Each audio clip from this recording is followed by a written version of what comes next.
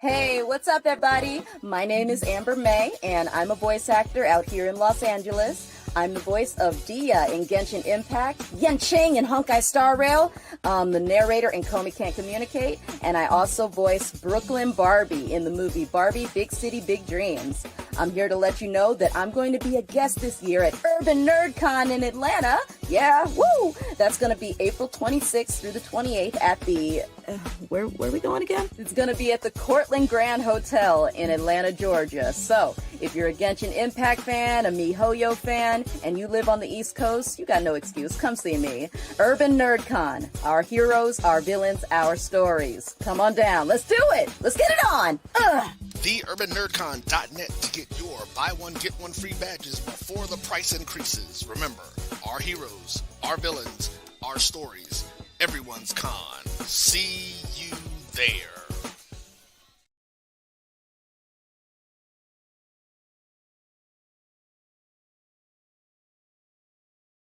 But earmuff, you stay on hard.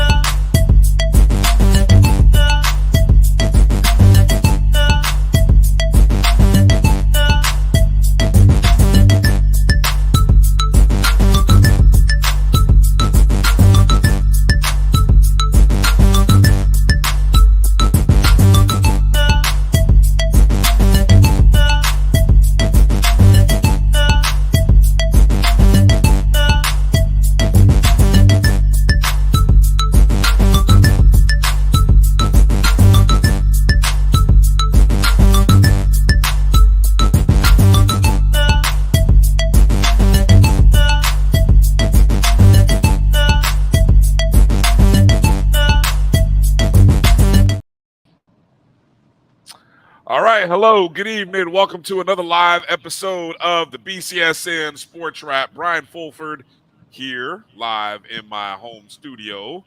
And on the road traveling is none other than A.D. Drew, on the road covering ground somewhere in the backwoods of either Alabama or Georgia. Drew, how you doing this evening? How's your day been? Man, I'm doing fine. Just happy to be back once again, around my HBCU culture, live and in living color. You know, just a tremendous weekend. Got a lot of stuff done this weekend on the professional and the personal level. Good stuff, man. Good stuff. Good stuff. I saw that for those of you who, if you didn't catch, Drew was at the GCAC. We can still call it that for a little while longer. At the GCAC basketball tournament in Tuscaloosa, Alabama,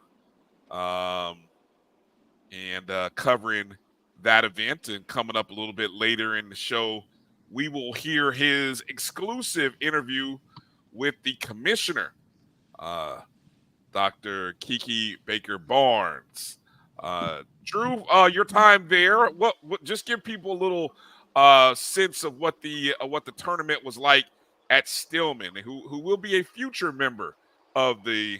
Well, I guess it won't be the GCAC when they become a member, but share a little thoughts if you can before we get to our first big guest of the show. First of all, shout out to athletic director Terrence Whittle, Chris Meganson, who's a colleague of ours, and everybody over there at Stillman for hosting a good event. You know, first time with them hosting it on Stillman's campus, first time with the event being in Tuscaloosa. I think it's called Visit Tuscaloosa is the tourism board there. They did a good job opening the door for our HBCU conferences, welcoming them in. Just a tremendous job, great atmosphere, perfect size arena for this level of basketball. Not too big, not too small. Just a tremendous job. Only drawback to that was those big boys across town, University of Alabama, who had home games also during the same time. So hotel rates got a little jacked up for those people who did not get their hotels early enough. But other than that, oh, bruh, when I decided to go to Tuscaloosa and I looked for hotel prices, I'm like, what the hell is going on out here? Thought you $300, thought you was in $400. Tallahassee. Thought you were in Tallahassee for a And, minute during homecoming, bro, huh? that's what it looked like. It looked like Tallahassee homecoming rates for some of those hotels that you had to stay in. And I'm not talking 4-star with the hotels. The normal 3-star hotels, your Comfort Inns, your Holiday Inns, and stuff like that were going for the Microtel was going for $419. What? Wow. Yeah, Microtel was $419, bro. Oh, ridiculous. Well, we can say coming out of the GCAC, who had their championship day today, we do have one champion that has been crowned. On the women's side, it is a familiar face and a friend of the show. The Rust Lady Bearcats have won the GCAC championship for the, get it, not 1, not 2, not 3, but for the 4th consecutive year. And let's bring on our first guest coming on the show. He is none other than the head coach of those Lady Bearcats, joining us live from Tuscaloosa. Look at that with the net around his neck, Coach EJ, Coach Eric Jackson. Coach, congratulations. I'm assuming it never gets old to be a winner, but how does this one feel, Coach? This one was really good, man. It was special in its own way. More so just because some of our contributors, it was their first year in the program, some of our main contributors, and so that was a task in itself of trying to merge the old with the new in a higher role. And so our vets did a really good job of showing in the way and being consistent, and so I was just proud of that. Of course, this season, Rust, 28-3 record, 17-1. I don't know if I'm just looking at the GCA, at the NAIA standing, so I don't know if that's including the 3 wins. So I apologize if I'm shorting you a couple of wins in that record. But 4 years in a row, Coach. I mean, you created and you set the standard.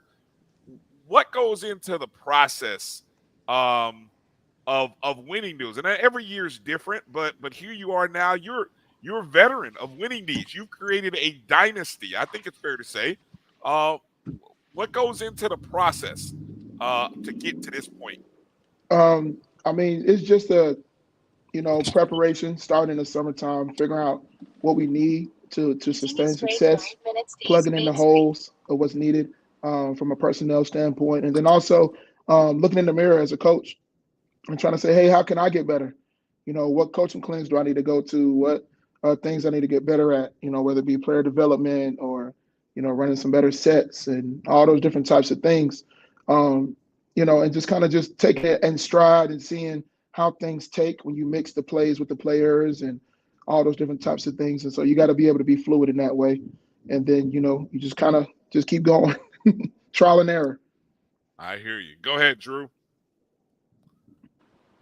Congratulations, Coach. I Thanks. told you on Friday when I saw you that when you win, I was going to make sure you was going to be our first guest on the show this weekend. So I appreciate you keeping your half of it by getting the W first.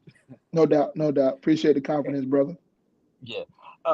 Now, you've had an entire class who knows nothing but GCAC championships. When you look at that, how special is that for an entire class? You brought in a group of girls as freshmen and took them out as seniors. They've got nothing but rings. How special is that for you as a coach? I just think that's just a testament of them, them having great buy-in, a testament to the consistency of support from our administration and from our fans and from our student body, just pouring into us in whatever way that they can. And them coming in and continuing to get better themselves in the way that we need them to, whether it to be a better leader, whether to be a better scorer, better free throw shooter, and them stepping up to the task at hand every year. And that's not easy to do. And I told them that after we won today, just kind of highlighted them on, winning that many in a row consistently is not easy to do. They should be proud of themselves for that. And they definitely should be proud of themselves for that. All right, Coach, I'm just to let them in on a little bit of secret, if you don't mind. You and I had a conversation Friday when you were sitting in the stands scouting, and there's always this thing where they say coaches always look to the next game, one game at a time. But I'm gonna be honest with everybody. You was not only was you looking at the next game, but you was looking 2 games ahead, also knowing that Fisk would be a probable opponent for you in the championship game. Now, I'm not gonna get into the scouting report that you and I talked about, but just talk about that Fisk team. What gave you the sense that was going to be your opponent on Friday? That that was the team that you was probably going to play. And let's be real, you had to go up against the Conference Player of the Year, and she's won National Player of the Week 2 times this season. Just talk about Maya Buchanan and how special of a player she is, and what you had to do to neutralize her today.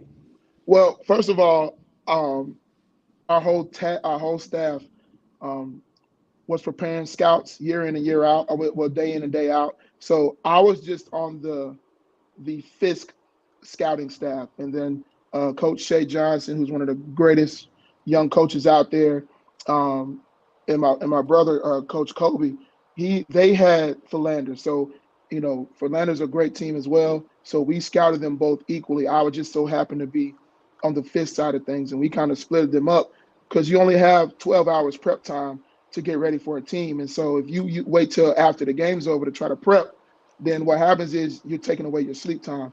And so we kind of just divvied up the work, and and that's all that was. But when we saw that we were playing Fisk, man, I mean Cam is just a amazing player. She's an amazing person too. Little insider, man. She's a great kid. But she's tough in there, man. I mean, she's had games she scored 60. She went on a tear where she scored 39, 36, and 60 in consecutive games. And so we have to pay attention to that. And so we just, try to make sure that we try to find some things that we can exploit, but also try to minimize some of their strengths. And the girls just did a good job today. And so I'm super proud of them of that, for paying attention to the detail of the game. All right. Last question before I turn it over to Bryan. 24-hour rule is in effect. You know this as well as I do. You got 24 hours to celebrate this, but the job is not done. What do you need to do outside of hoping that you not get shafted on the seed this year like you have in the past to make that run in the national tournament? Well, I think a lot of the work personnel wise was done this summer, like I was alluding to on the earlier question. We really, really enjoy winning the GCAC championships. And that is a part of our bigger goal, which is to win a national championship. And so we kind of looked at our team and tried to figure out what the things that we needed. And we just adjusted to that and got some shot making and some playmaking for when we go to nationals, we can have those things in our arsenal. Because sometimes when you're playing against top-notch coaches across the country, they know all your sets. And sometimes it just comes down to the players, and I would use Caitlin Clark as an example. There's no defensive scheme to stop somebody coming off a ball screen and shooting it from 30 feet.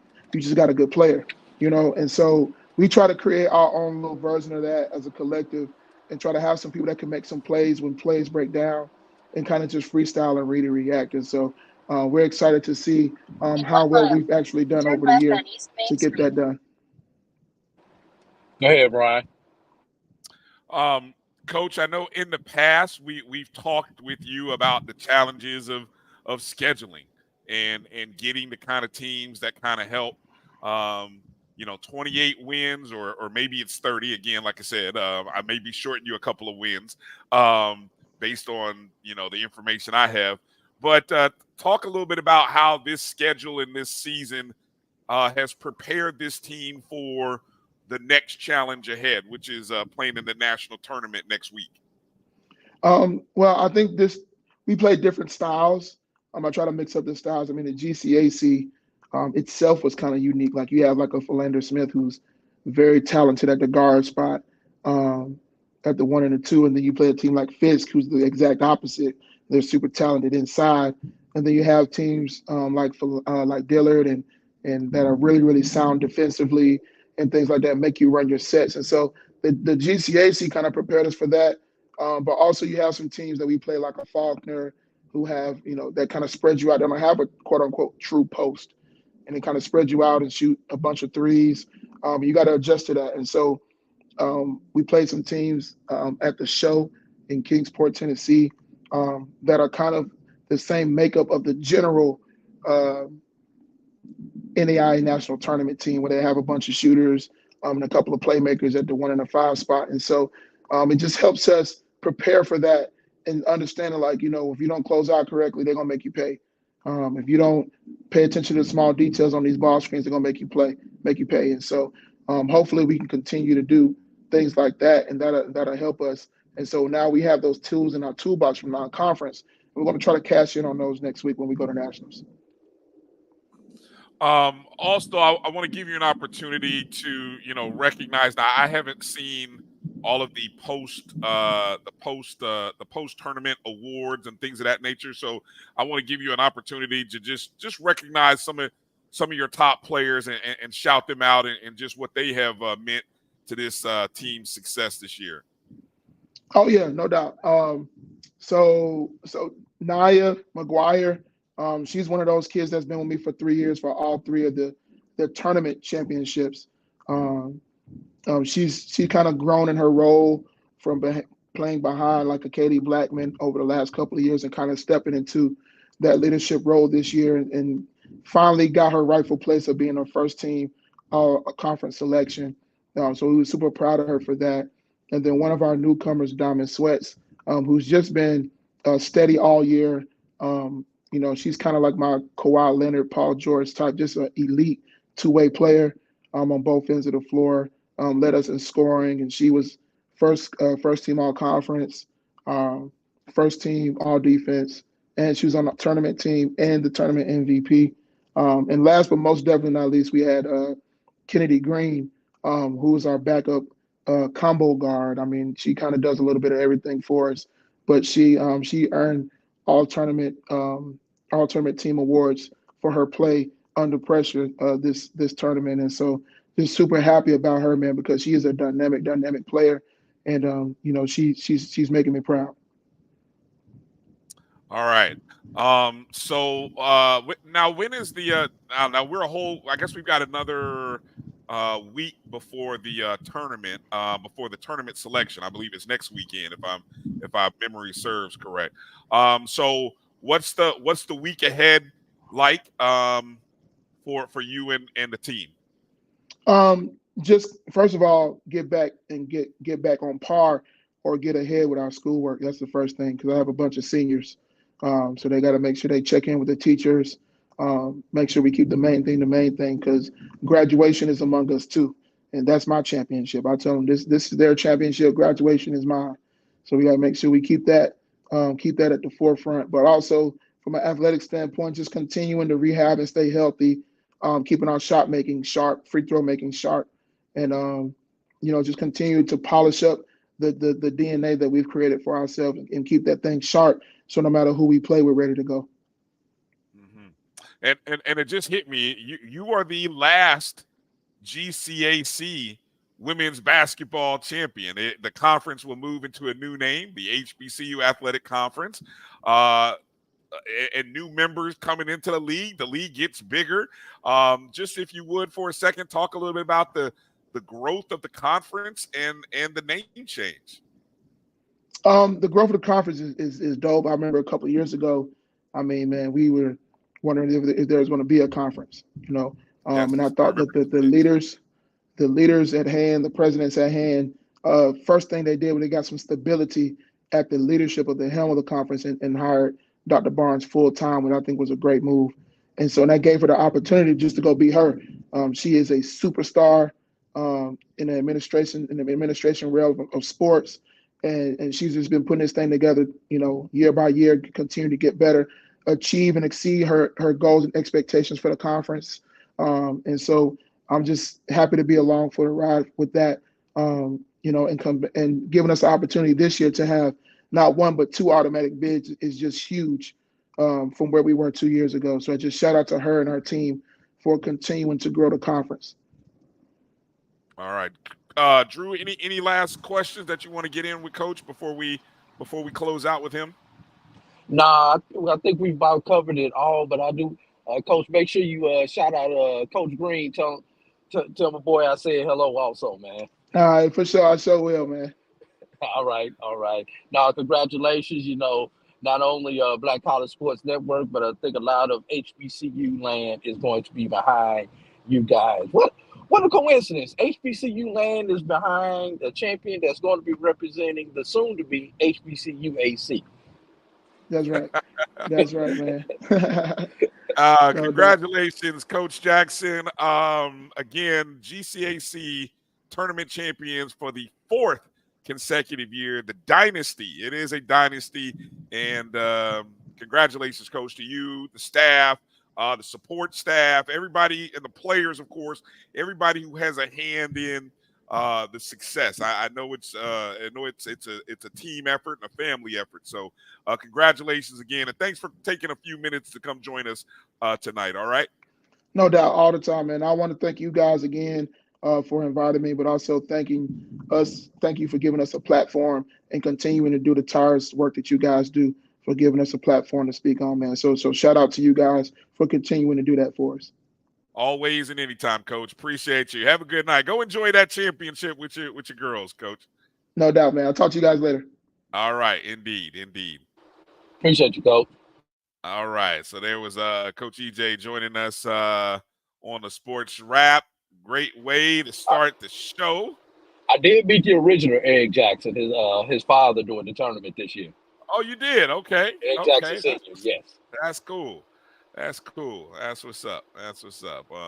Appreciate you guys coming in early for checking us out. A little bit slow getting started. Shout out to HBCU Band Talk. Thank you for coming in. Hail Wildcats, of course. Appreciate you. Chuck Hunt coming in from Louisiana. Chuck, good to see you, man. Thanks for always checking in with us. Edwin Moore checking in from the DFW. Good to see you, Edwin. Good to see you. Thanks for coming in. Jeff Roberts, Aggie Pride. A tough one today for the Lady Aggies, but they will. I was rooting for them, hoping they would be interesting ball game they had today. Number 1 versus 2 in the CAA. They ended up losing, I think, by maybe 12 or 14 points, but it really wasn't it was just one of those games, Drew, where you have 4 quarters and you're losing each quarter by 2 to 3 points. And at the end of 4 quarters, you do the math. Lose 3 in every quarter, and it adds up to 12. That's 12 right there. That's 12. Especially the 4th quarter when you're in the game, but you have to start fouling. They make their free throws. You come down, you get an empty possession, or you miss on the other end. And that's how a 5-point game can go to 14 real fast. Yeah, real fast. So good. We'll see. I'm still rooting for the Lady Aggies. They'll probably, I don't think it'll matter the 2 or 3 seed. They're kind of tied with Monmouth right now. That's going to be a fight to get to the championship and see if anybody can knock off Stony Brook, who's the 1 seed. It's just gonna be who in the white versus who in the dark. That's it. That's all. That's all. It's the 2-3 seed. Hey, exactly. Update. With 9 minutes remaining in the first half, on the men's side, Philander 25, Dillard 11. All right, and of course Dillard on the men's side knocked off the 1 seed was it Tougaloo in the opening. Was it on the first round? Right, first opening in the quarterfinals. Yeah. Opening round. Correct. Yeah. Correct. So and that was after playing the extra game, because they had to play in the 8-9 game. So Dillard's in the championship as a number 9 seed. And Philander Smith knocked off where they were the number 2 seed, and they beat the number 3 seed Talladega yesterday. Yeah, exactly. Appreciate you, Jimmy Mack and Mary 305 for joining us. Chuck Hunt dropping a little history. Says Dr. Kiki Baker Barnes is from Minden, Louisiana. Quite the basketball player in high school and college. Chuck said he watched her play in high school in the early 90s. That's something right there. Yes, I remember Dr. Barnes. I remember she was wasn't she an assistant coach at Dillard as well when we first met her? She was AD / a coach at Dillard, if I'm not mistaken. I don't know if she was still coaching, but I know she was the athletic director. But I know she had coached at Dillard Right. prior to her becoming athletic director. Exactly. Good to see you, Tamara T. Thanks for checking in. Hello to you. Blue Jacket for Life said, no more Caitlin Clark talk. Oh, come on. Hey, now that Caitlin Clark is going to my Indiana Fever with the #1 pick, you're going to get a lot of Caitlin Clark talk.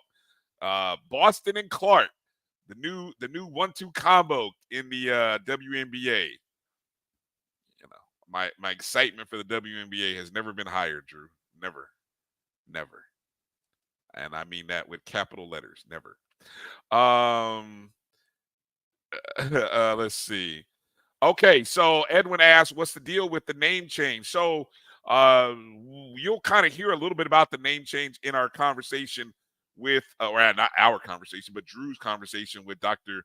Kiki Baker Barnes. But essentially, the Gulf Coast Athletic Conference is moving to a new title in the 2024-25 year.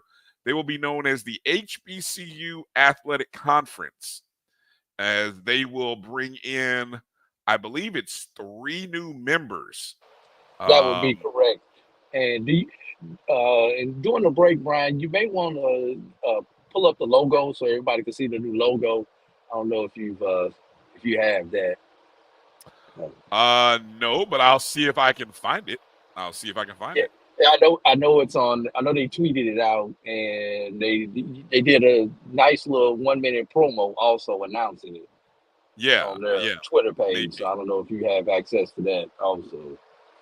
Yeah, I'll see if I can find that. Appreciate you checking in, Dr. Cavill, checking in. Appreciate you.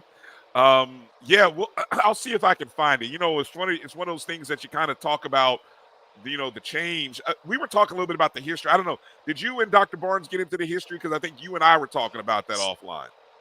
Slightly. We did slightly get into the history of the Gulf Coast Athletic Conference, founded in 1981. And, you know, I kind of saved that right before we get into the interview, because going into the part 2 of the interview, once I talk about the history, some of the things we talked about in the interview will make sense to our listeners and viewers today. And yes, Blue Jacket for Life, those 3 schools that are coming into the conference are Stillman, who was the host this year, Stillman College, Voorhees, and Wilberforce. So the GCAC really is, you know, you look at it, they're moving all the way from as far north as Ohio, Wilberforce, Ohio, to as far south as the Virgin Islands. So really, it's no longer the Gulf Coast League that it was once founded, you know, as. So I think it kind of fits, you know, and I think with the number of schools, that makes for a great opportunity, and it gives the schools an opportunity to really grow and brand themselves together. And one thing I do want to bring up about the history, Brian, and I can kind of bring this in now. Everybody, if you know it, the Gulf Coast Athletic Conference was not started as an HBCU conference. And to me, it kind of shows what can be done when they leave us. They meaning the non-HBCUs, the historically white colleges and universities that were in the conference, and basically left us to dry, left us out there to die. And look what we've become. Yeah, I'll dive into it a little bit deeper later. Edwin asked, I'm assuming if he's asking is the SWAC. I'm assuming this is about the SWAC. Edwin asked, "Are we still the Southwestern?" Don't you go there, Edwin. Don't you do that. Don't you? Hey, look, I will say this: is the Big Ten still 10 teams? Is the ACC still on the Atlantic Conference? Right. Exactly. Is the Big East even big? Right. The Big 12 is now 16, 15 teams. It's a name at this point. And so you The just only kinda, one whose name still makes sense is the SEC. Yeah, exactly. They chewed up everybody Of the in the big South. boys. Yeah, Southeastern Conference, and they kind of own that. So yeah, they've kind of done a job with that. So Drew, did we want to go out of the break to your interview with Dr. Barnes, or touch on a few other things? How are we doing this? 'Cause I know we have this in 2 parts. Let's because we got plenty of other basketball related stuff that we can get to out of the break. Let's take a break, and then let's talk about some of the other conference champions before we get into the interview. Sounds like a perfect plan if I've ever heard it. And so with that said, we'll take a short break. You're watching the BCSN SportsWrap right here on the Black College Sports Network. We'll be back in just a moment. The Cuvée Group is a Florida-based marketing and training consulting firm. We help businesses communicate to their target audience and engage them in conversation. We also help to expand their audiences, which will ultimately result in growth for those organizations. In addition to being a certified constant contact specialist, my colleagues and I are also certified in John Maxwell Leadership Principles. We use these proven principles to conduct workshops, training, and private coaching sessions for individuals and companies looking to take things to the next level. Contact us to schedule a free consultation. Issues today, don't delay, call Cuvée. This is the Dean of the College of HBCU Sports, Kenyatta Cavill of Dr. Cavill's Inside the HBCU Sports Lab with Mike Washington and Charles Bishop. Come mix it up in the lab where the course lecture is in session every Tuesday from 6 o'clock p.m. Central Standard Time on Facebook Live, YouTube Spreaker, or the BCSN app, as we discuss all things about the HBCU sports culture, including exploring the week that was in the sporting HBCU diaspora, as well as the upcoming week of HBCU Sports. With me, the Dean, the College of HBCU Sports, on Dr. Cavill's Inside the HBCU Sports Lab with Mike Washington and Charles Bishop. Course lecture dismissed. From novice to aficionado, find yourself here. High quality cigars plus personal customer service. Slow Burn is Waco's only mobile cigar lounge, featuring a meticulous, curated collection of premium cigars. Visit our website, www.slowburnwaco.com. That's www.slowburnwaco.com.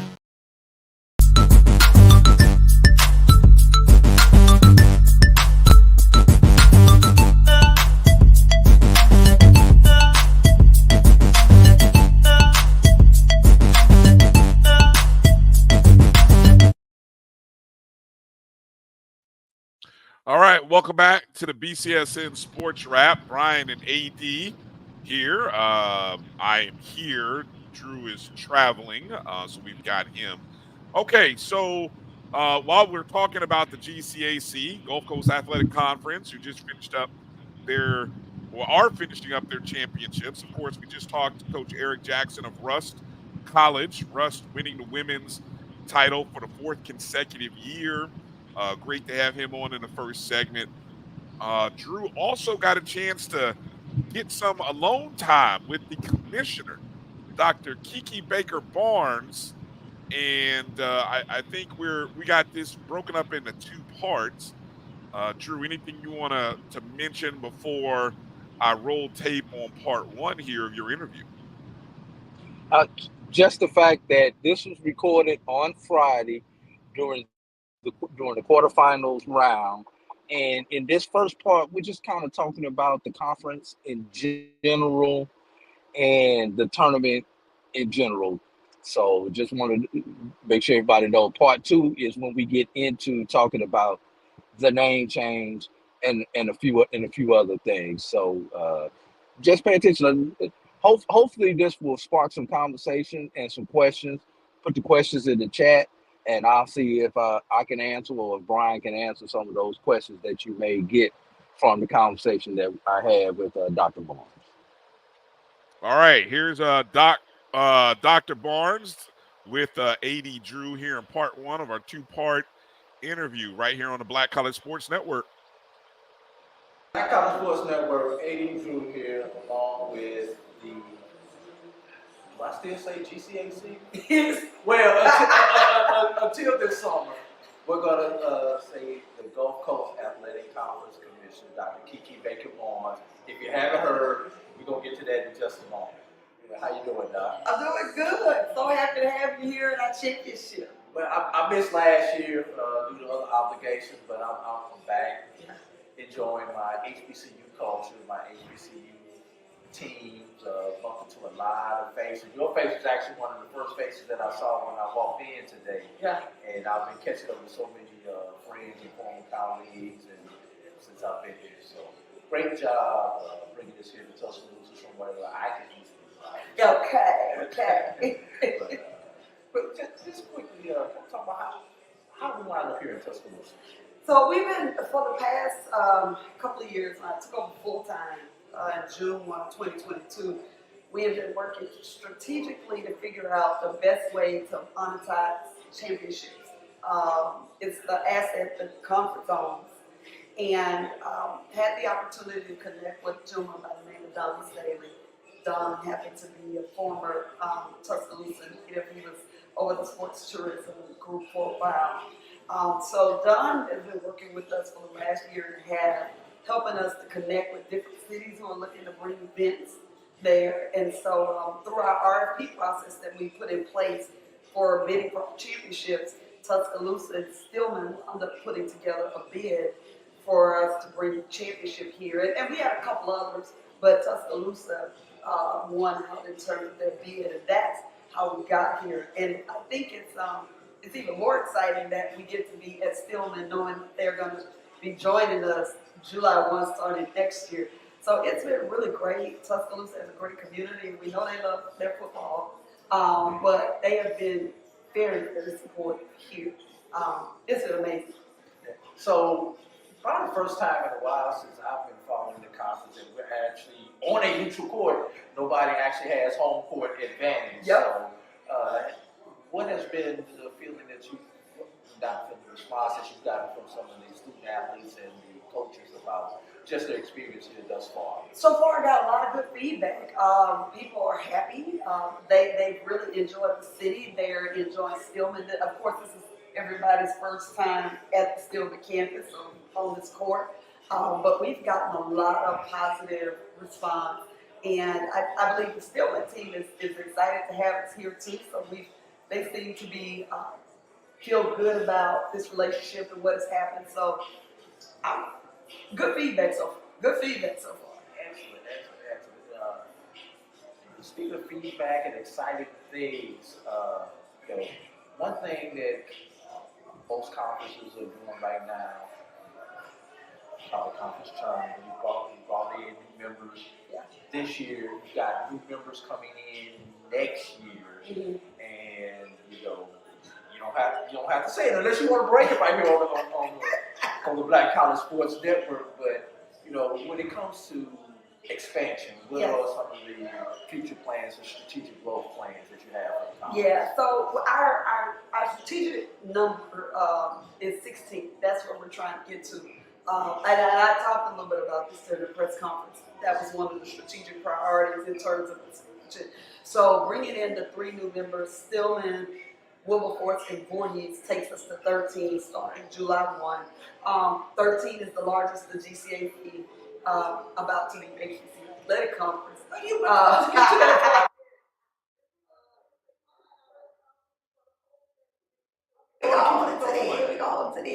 So it'll be the largest membership that the GCAC has ever had. We've never had more than 10 members So to get to 13 is history making for the league. So we're really excited about that. You know, we've got a list. I ain't gonna talk about my names on my list, but we got a list. And I'm not gonna ask you to. Look, we got a list, and we'll continue our recruitment activities. I'll tell you, I started out as a basketball coach, and I was a recruitment coordinator. So I can recruit. I know how this process. It takes time, you know, so you gotta develop a relationship.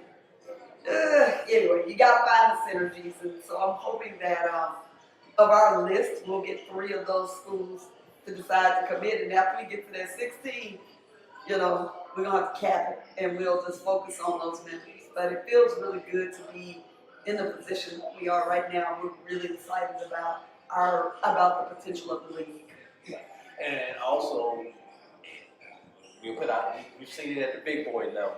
One of the things is not only getting those new members in, but keeping the ones you already have, keeping them happy, to keep them from looking elsewhere. Yep. And thus far, since taking over, and once you stabilize everything, you've done a good job. You haven't lost anything outside that initial wave when you first took over. And those people already probably had their decisions made before you took over. So what are you doing to make sure that you stabilize the 10 current members that you have right now? I'll say it's a lot of communication. So the one thing I personally pride myself on is I don't make decisions in silos. So every step that we've taken has been a majority vote, if per se, meaning that if I have an idea or I'm thinking about something, then it's, hey y'all, here's my thoughts, and I will put plans in front of my council athletic directors. I talk to the coaches.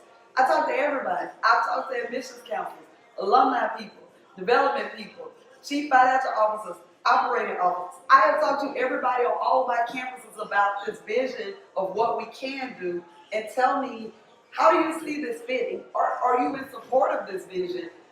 Would you be willing to do some work to make this vision happen? So the things that people are seeing happen for the conference are a collaborative of people supporting a vision, not me deciding what we want to do and then coming back and saying I need your support.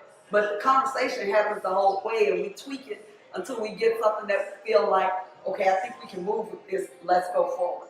So we had our HBCU admissions fair last year. This is our 3rd one. We did one last year with our track championship, and then we had one in the fall with volleyball. So I had a meeting of the admissions counselors of the conference and said, can you all tell me what would work best for you? Based on your calendars and what you have going on. Do you believe this makes sense? Again, the idea is the idea, but if it doesn't work for them, then why would we do it? And they said to me, basketball. We believe basketball would be good for us. It's inside, and it's in the middle of whatever in terms of their recruitment cycle. So they committed to basketball. So we had 11 of our 13 members present yesterday. That's 10 current plus 10 plus one of your new. Because we wanted our new members to get that benefit because assisting our schools in the areas that we know that are important, enrollment, that's how we make money. That's how the schools stay open. If they don't have students, they can't stay open. So it behooves the conference to figure out how we can mobilize and utilize our events, our championships, to help build our brands of our institutions. It's not just enough to come here and just, we just had a game and we have great athletic programs. Our academic institutions are storied institutions. A Fisk University, a Dillon University, like the top of the top, the creme de la creme in terms of academics. So it's not like when you bring our institutions to your city, you're learning a lot. Like you're getting historical institutions who have done amazing work and put amazing people in the world. And so how do we start telling that story around athletics? How do we utilize athletics to be the amplifier? I was a cheerleader. You know, when we wanted people to really hear us, we used to have a megaphone. And then I get in that megaphone and my voice would then be 10 times as loud. Well, that's what I see our conference championship as. It's a megaphone to make our institutional brands be more prominent, So bringing on an HBCU admissions fair gives me an opportunity to get on the media and say, oh, by the way, hey, we want you to come support the game, but guess what? You can come learn more about our institutions. You can't, and when you talk about us having limited resources, this is how we share resources and we build. Even though we're competitors, we're also one unit, and we have to work together. We're strong as the weakest. We all strong, yeah. And when you have situations where you can see there are legislators who are looking to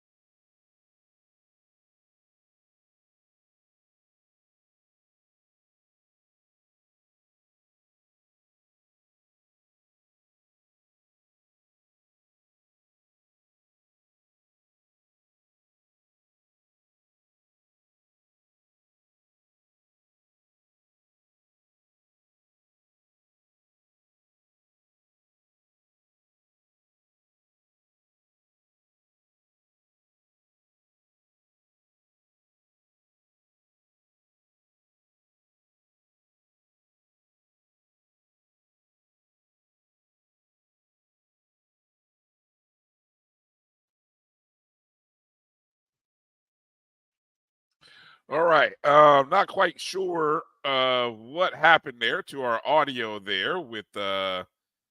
Barnes there.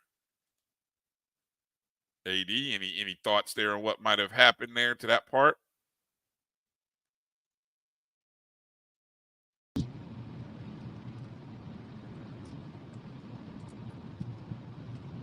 Drew, hello. Can you hear me, Brian? Yeah, I got you. Not sure what happened there to that part. A few technical difficulties with that part of the video. Let me see if I can punch it back in and see if it picks up where it was.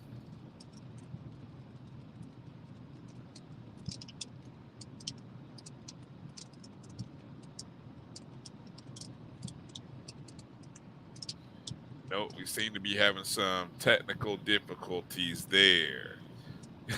Edwin, no, I don't know if AD driving is the issue. It's not coming. It's not coming from me. Brian has a stable internet. I'm the one who's going off of 5G. I'm supposed to have stable internet. Who knows what the hell's going on? Yeah, it was sounding like a great interview indeed. I don't know what happened here. But basically, she was just kind of, if I recall, because I kind of lost part of it also right when I hit a dead spot. I thought it was just me hitting a dead spot. But, just kind of going into her philosophy on how she manages, things from the conference office. And that was right at the end. We only lost maybe the 30 seconds of the video, of the interview anyway, right there, Brian. Yeah, I don't really know what happened there. We'll do our best to put we'll broadcast the full version of the interview, and make it available in one nice package. I don't know. We'll try part 2 coming up. Yeah, a little bit later, because I know we have that available, and so we'll kind of see if we can get that added in there. But based on what you've heard thus far, Brian, questions or comments that you may have before we go into the chat room? No, I don't have any questions per se. I think I think you've kind of hit all of the major points here. I'm sorry. I'm here trying to. You asked me that question right as I'm trying to load up the next thing. Let me go to the chats here. I was starring you guys who were in the chats. You guys had some comments.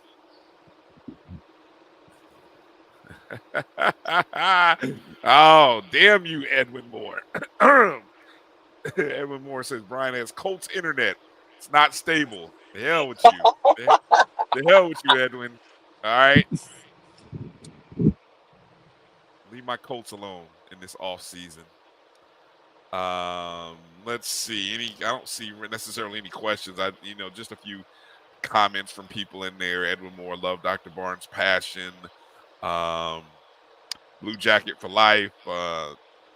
Just commenting on her doing Dr. Barnes doing some big things and stuff like that. So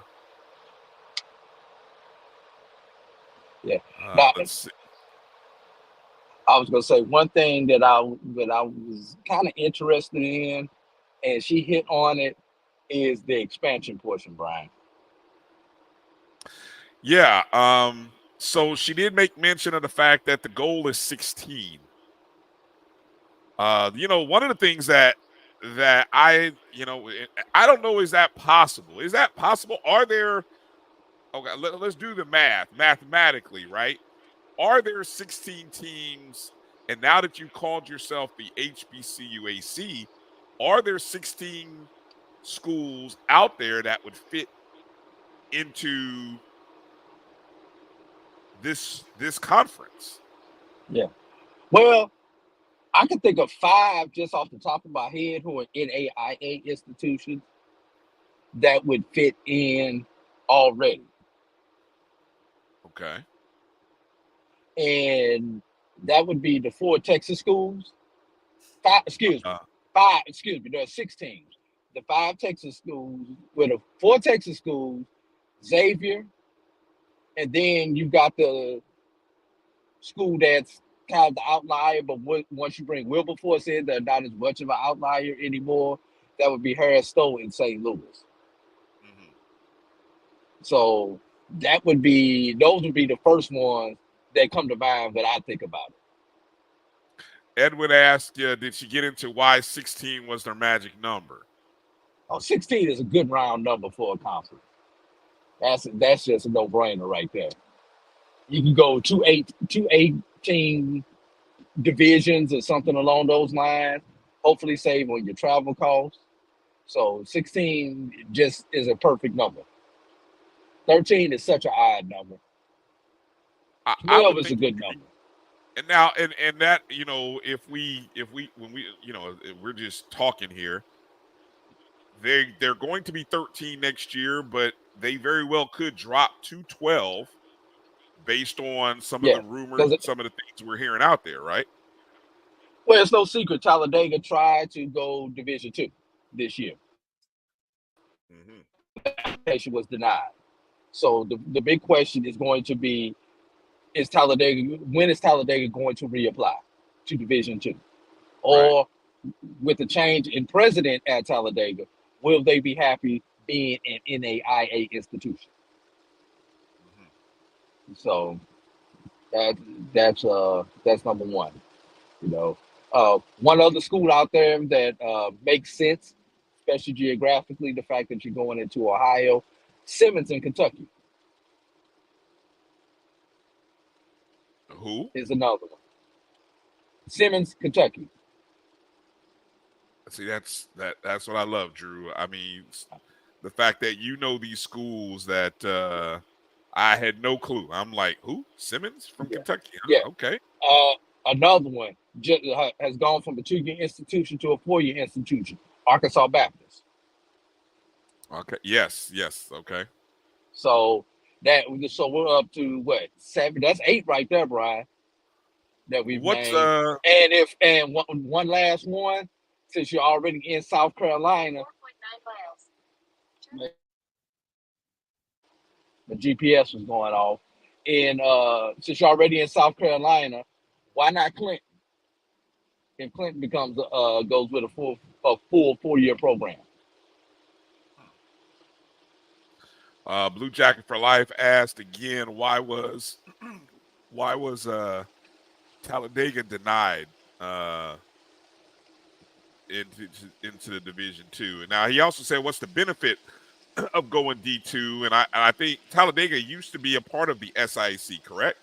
Talladega was a founding member of the SIAC, if I if I go back into my way back machine. But everybody keep in mind, the SIAC was a member of the NAIA at one point in time. Correct. So when the NCAA did not want any of us, but so was the SWAC, a member of the NAIA. So everybody keep that in mind when we talk about these conferences. It's no secret Talladega has been exploring adding football. And right now, there are only 2 NAIA institutions that are HBCUs that play football. That being Langston and Florida Memorial. So if Talladega wants to stay with its HBCU identity in football, assume that they add football, then Division II would be the way to go. Also, in Alabama, where Talladega is, there's really not a football conference. They would have to do a lot of traveling, probably even more traveling than they would have to do in the SIAC, should they add football. Right. Okay. Well, let's do this. Let's take a break and come back, and let's talk about some of these other champions. Yeah, let's talk about these other champions. Coming up a little bit later, we're going to try to play part 2 of Drew's interview with Dr. Kiki Baker-Barnes, and hopefully it will play through. I have no idea why part 1 won't come through, but it looks like it's a wash for some reason, Drew. I may have to reload it. But anyway, what we'll do is we'll put it all together and finalize it, and after the show, we'll drop the link out there as its own entity, so that way, you can consume it all in one spot. And appreciate Dr. Gaville for jumping in with a little background on why Talladega was denied. I'll pull that up for those of you who aren't in the YouTube chat coming up right after this break. You're watching the BCSN SportsWrap right here on the Black College Sports Network. We'll be back in just a moment. I have in me the ability to make you a better you. So if you work hard, focus, stay on point, you can do anything. Trust me. We made this track to tell everybody they can follow their dreams. The human voice has always connected audiences with experiences. Major brands all across America have trusted Kever's voice time and time again. Conversational, powerhouse, intelligent, and sincere. That's the voice you need for your creative marketing process. KEAVERSVOICE.com. Kever's Voice, Kever's Voice, KeversVoice.com. Always on, all the time.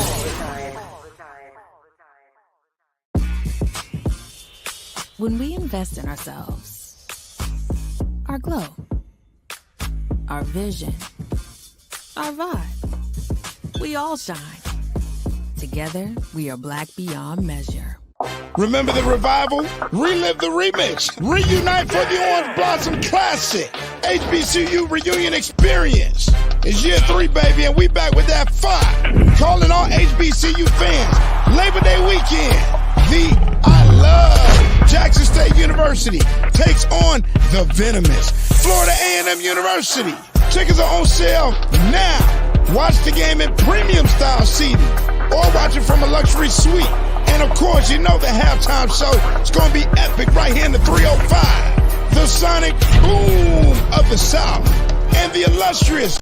We're back. It's time for the 2024 Urban NerdCon. Join us in Atlanta, Georgia, April 26th through the 28th at the Cortland Grand Hotel. Special guests include the Sci-Fi Sisters, Underworld creator Kevin Grievous, from Nickelodeon, Giovanni Samuels, the Science Machine Michael Green, from Spaceballs and Star Trek Voyager Tim Russ, and from the Fairly Odd Parents Gary L. Gray. What up, y'all? It's Gary Gray. Check it out. I need you to do something for me. Join me April 26th through the 28th at the Cortland Grand Hotel in Atlanta, Georgia for Urban NerdCon. It's going to be lit. Okay. Our heroes, our villains, everyone's con. See y'all there. Visit theurbannerdcon.net to get your buy one, get one free badges before the price increases. Remember, our heroes, our villains, our stories, everyone's con. See you there.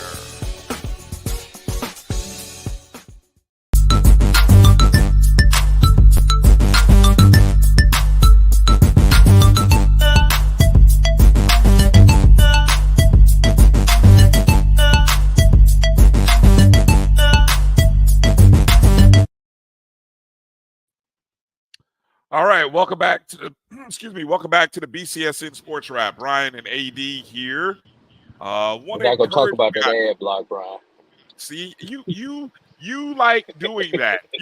I wasn't gonna mention it, damn it, but you had to throw that in there. No, I wasn't gonna mention it. I was gonna hope it just glossed over everybody who might have been watching it, but there you go. Thank you, Drew. Being you. You're the guy that would comment on a fart in an elevator instead of just letting everybody just sit there and deal with it and wonder who farted. Drew would be like, "Who farted?" and shit. I'm the type of person. Hey, somebody need to go watch that. You know what? Yeah. Thank you, man. Anyway, want to encourage you guys, if you're watching us, however you're watching us on YouTube or on Facebook. Obviously, you could be watching us on any number of places. Appreciate you watching us on our YouTube channel. That's MyJBN Online, the Jericho Broadcast Network's YouTube page. Or you could be on our BCSN SportsWrap YouTube page. Also watching us on Facebook via the Black College Sports Network or the BCSN SportsWrap Facebook page. Appreciate you guys there. Those of you watching on Instagram Live via the Black College Sports Network, say hello to you. And, of course, on Twitter, everyone watching us on X, we say hello and thanks for tuning in and watching the show. Hit the thumbs up and the like button wherever you are, please. Do us that favor. Thank you very much. Dr. Cavill doing a little bit of teaching in the chat room. Appreciate him checking in. So he answered the question regarding Talladega, and I'll put that up here. Doc says Talladega was denied NCAA membership due to the expansion number of sports and the way the reviews the management of said sports. So that was sort of the review of Talladega. When we were talking earlier, Drew, about GCAC teams and opportunities, Doc had mentioned earlier that Florida Memorial as a travel partner with University of Virgin Islands would be a good fit. Which then, and then for those of you who aren't familiar with what the term travel partner is, and D-Lob 2010, that's all, no question is a bad question. Asking, so does travel partner mean schools ride with their pair school? He was always curious about it. So let's answer the travel question, travel partner question. I think we can do this well right now with Florida and Louisiana, Drew, in the Southwestern Athletics Conference, as the two Florida schools are playing the two Louisiana schools. You want to break that down? Yeah. All right. In the Southwestern Athletic Conference, Florida A&M and Bethune-Cookman are considered travel partners. When they are on the road, they go on a Saturday, Monday. They will go. One team will go on Saturday and play opponent A, while the other one on Saturday plays opponent B. Then on Monday, they flip-flop. So FAMU plays B on Monday, where Bethune plays A. In this case, you said Louisiana, which is Southern and Grambling. Correct. So if Florida A&M is playing Southern, Bethune is playing Grambling. Then 2 days later, Florida A&M is playing Grambling and Bethune is playing Southern. I hope I said those right. Didn't say the same teams twice. No, you did. And actually, it was the reverse. Okay. On Saturday, Florida A&M was at Grambling and Bethune was at Southern on Saturday. So tomorrow, on Monday, it'll be the opposite, where FAMU travels down to Baton Rouge and Bethune-Cookman travels up to Grambling. Grambling. So essentially, what it puts And is Grambling and Southern are also travel partners. That's why one set of travel partners will go and play another set of travel partners, and flip flop. right, and it's a common theme. Of course, you have the 2 Alabama schools that are travel partners. I believe the 2 Texas schools are travel Yes, partners, and that Jackson leaves and Alcorn and and Valley and UAPB and Valley. UAPB. Right. So, and usually, because there's 6 schools divided up, how you get basically what it means is instead of opting cross country, instead of playing in having to play Southern, Hey Brian, I don't know if it's me because I'm on the road or if it's your microphone, but you just faded in and out on me real okay. bad. Well, I'm going to say it's you because you're on the road. But I mean, you guys on the I chat hear room, you clear now. yeah, you guys on the chat room could dispute that if you like. But what I was saying is, FAMU, instead of saving, it's a cost-saving measure for FAMU to stay in Louisiana for 4 days, in the Louisiana area for 4 days, the state of Louisiana rather, than it would be to Do 2 separate trips. to make a trip, for example, to Grambling on Saturday, and then say, I don't know, Houston on Monday, you know. Yeah, so yeah, hopefully appreciate you, Jimmy Mack.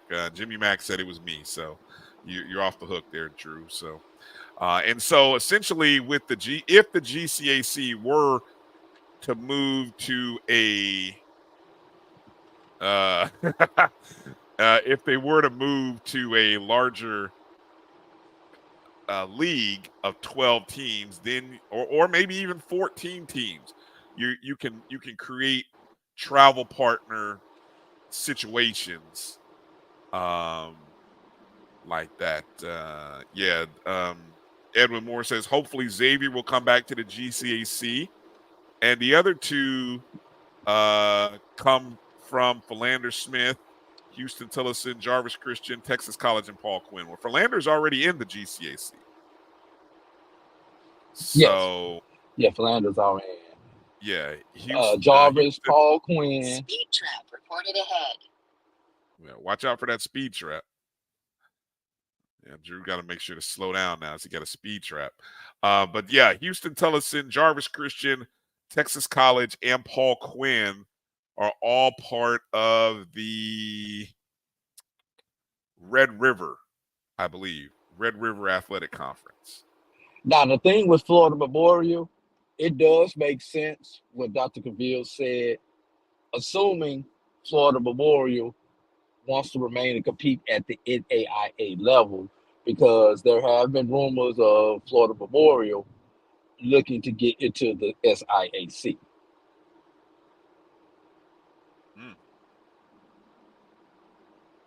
Interesting.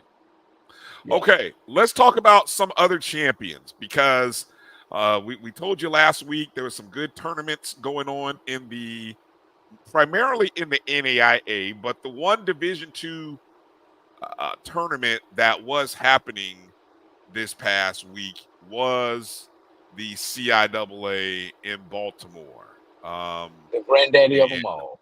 The granddaddy of them all. And Walter Harley says Baltimore was on fire with the CIAA this week. Great games. So I'm going to take his word on it. One of our spotlight games that we were watching didn't even come to fruition because it turned out to be an upset of Bluefield State upsetting Winston-Salem State. But, you listen to enough people who are regulars of the CIAA, Drew. Every time I talk about upsets, they're like, yeah, not really. Nobody, nothing shocks anybody anymore, which I struggle to believe that, but I don't know. Maybe it just is what it is, right? It just happens. But anyway. So Brian, in 2 tournaments that we've talked about, that team that had to play that extra game got on the run. Dillon has gotten on the run and gotten to the championship game of the GCAC, and Bluefield upset the team who we thought would upset people later on, and they had to play the extra game. Right. Well, the one thing that was a solid thing in the CIAA on the women's side, it was Fayetteville State, as they defeated Elizabeth City State 64-59. It's the 5th conference title for the FSU, that's Fayetteville State University, Broncos, and the first since 2020. Anila Bryant, who was named the CIAA All-Tournament Team and the Food Lion Tournament MVP. Joining her on that team was Nia Wilkins, and the actual Food Lion Championship game MVP, Kiana McLaughlin. Kiana McLaughlin had 17 points in the championship game. Bryant and Wilkins both had 12, alongside Talia Trotter. She had 12 as well. The Broncos are 3rd in the Atlantic region. And so when the Division II playoffs start, I would think Fayetteville State, Drew, with a 27-2 overall record, should get a pretty good seed, wouldn't you think? Usually they go by those numbers that you see on the final ranking. So now, if seeds 1 or 2 lose, rankings 1 or 2 lose, they may go up to number 2. But rarely do you see a team drop if they win. Okay. The Broncos held the Vikings to only 27% shooting from the field. Fayetteville State's defense forced 17 turnovers. They cleaned up on the offensive glass, collecting 11 offensive boards in the game. So congratulations to Fayetteville State. It does seem hard for the 1 seed to win. That'd be a great study or a great review. Anybody know this information, feel free to add it in the chat. How many 1 seeds actually get the job done? It seems like the 2s, I don't know, it just seems like it's so hard. It seems like the 3s and the 2 seeds usually come out on top sometimes. But, it just is what it is. So congratulations to Fayetteville State. And then on the men's side, if you were listening to Wednesday's O&G Strike Zone, we had on Gerald Huggins, who, of course, draft HBCUplayers.com, but he also serves as the SID for Lincoln. He kind of handicapped it, Drew, and said that Lincoln had what it took to get it done this year, and by God, they got it done. 54-51, prevented the Fayetteville State sweep.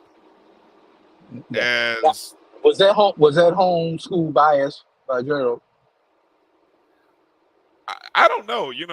Lincoln obviously 17-13 overall record, 10-7. I don't know what their seeding was going into. I think they were a 5, if I remember right, a 4 or a 5.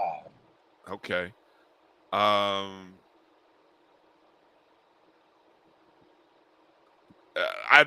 did see somewhere that it was the first time since 1948. I'm trying to find it. 48. 1948. I'm gonna put that in perspective, Brian. My mother was born in 1949. Yikes! All right, Drew, you said a lot there.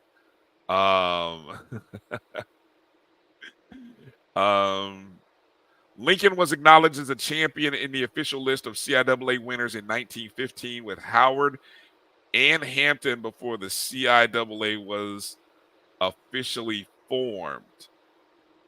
So the Lions secured their bid into the Division II playoffs. Let's see. Peter Sorbet was named the CIAA tournament MVP. He had 9 points, 4 blocks, 6 rebounds in the championship game. Shot 4 of 8 from the field, all around performance. I got to go back. That reminds me. I got to go back because I skipped over the lead. I want to make sure to give the in the women's game, Drew. And I think it was the semifinal game where the MVP, Anila Bryant, if I recall her stat line, she was 11 of 11 from the field, 5 of 5, either 5 of 5 or 6 of 6 from the three-point arc, Drew. So she had a perfect 11 of 11 shooting game, and she was 4 of 6 at the free throw line. So the only flaw in her game was at the free throw line where, she was 4 of 6, but she scored 31 points. That was a semifinal game. That was to get to the championship. I remember that because I was sitting on my couch watching and tweeting it out, and I'm like, good God, those numbers. Woo. So, shout out. Now, what's your thoughts, Drew, on what's your thoughts on any other teams out of the CIAA getting a shot? Because I believe Fayetteville State won the regular season. For the women, they won the regular season and the tournament. And for the men, Lincoln gets in, but I'm trying to think who won the. Nope. You had a nobody get in. Nobody else will get in on the men's side. Okay. Wow. Yeah. Nobody else from the men. So, so essentially, Virginia State still has a shot on the women's side. Okay. Good to know. All right. Another champion that we got to mention of from out of South Florida, Miami Gardens, the number 2 seed, Florida Memorial University Lions going up against the number 1 seed, St. Thomas University. I think it's Bobcats. From look, the schools are separated by about 2 or 3 miles. 2 to 3 miles of separation in Miami Gardens, if that. If that. But the Lions had I believe it was 11-point. Let me see, 32 to 23. What's that? 9? A 9-point lead at the half, and ended up closing out the game and winning by 4. Not really sure they trailed. So, congratulations there to Florida Memorial and taking care of business. All right. Walter Harley's asking Elizabeth City State, would they have a shot at getting into the tournament and on the women's side, Drew? Pretty much, if you were not in that top 10 or going into this tournament, your chances are none unless you win your conference tournament. And when you say the top 10, you're referring to the region rankings. Regional rankings, correct. And Elizabeth City was not in the top 10 of the regional rankings. That's why I say Virginia State still has a chance. Yeah, I'm going to see how quickly I can pull up those region rankings here. While you do that, Philander 54, Dillard 28, 15 minutes remain in the ball game. Wow, so consecutive, you might have 2 blowouts in the championship game. Talk about anticlimactic to close out your conference. Yeah. Okay, so here are the men's rankings, and I'll kind of set this in the Division II world. Right now, West Virginia State in the Atlantic region are ranked 9th.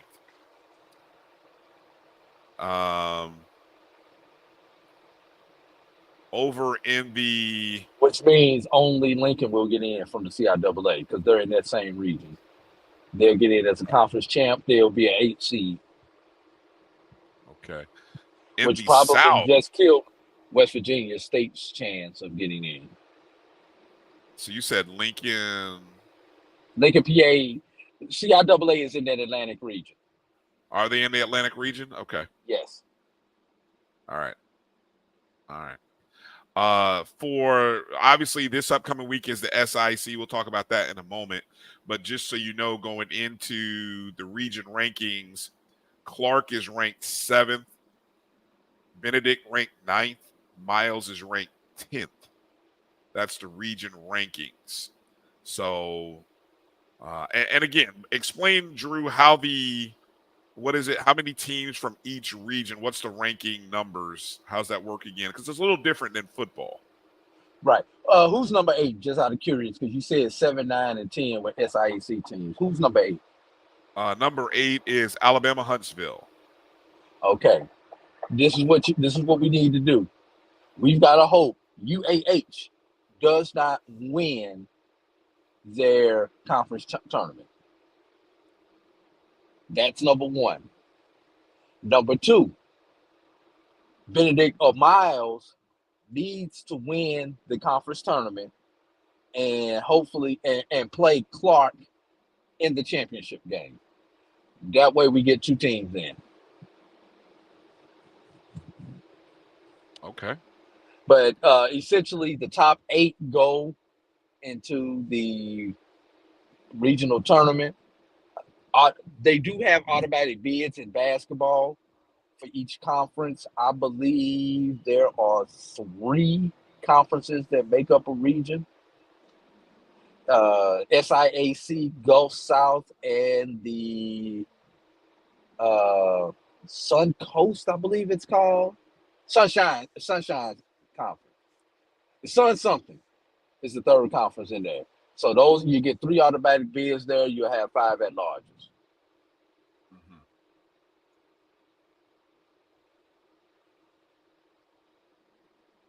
All right, and flipping over to Division II for the women, Fayetteville State again mentioned they're a 3 seed. Virginia State is actually an 8 seed. I don't see Elizabeth State on here, so I don't think Elizabeth State will be going back to the NCAA tournament this year. And for Virginia State, they need to hope that no one below them handled any business. We'll handle any business next week. Right. Well, you've got below them, you've got Edenboro at 9 and Charleston of West Virginia at 10. Yes. Okay. Or anybody who's not in the top 10, like Lincoln's men were, comes out. That's what Virginia State is hoping for. In the South, you probably are going to get one SIAC team because right now Miles is ranked 9th, Kentucky State is ranked 10th. I thought Savannah State in there. Savannah State is not in there unless there is another. Let me see. Nope, I'm looking in the South. They are not part of the Southeast, so they're just the South Division. Nope, no Savannah State. Okay, so yeah, you're only going to get the conference champion based on what you just said. Yeah.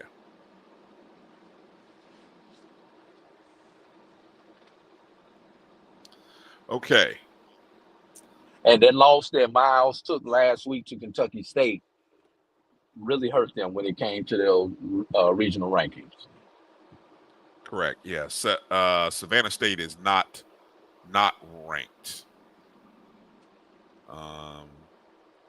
Yeah, I was just sitting here looking at the women's rankings. They are not ranked, not even receiving votes. So Savannah State is going to have to win the tournament in their backyard if they want to get into the NCAA tournament. All right. Let's see. Let me point out a couple of things here from this weekend in terms of tournaments. Xavier women unfortunately came up short in the championship game of the Red River Athletic Conference. They lost 66-55. Who did they lose to? LSU Shreveport. Did LSU Shreveport win the regular season title? Hold on, I'll tell you here. Based on the LSU Shreveport was the 1 seed. Xavier was the 2 seed. So Xavier will be in the NAIA tournament based on the NAIA system. Right.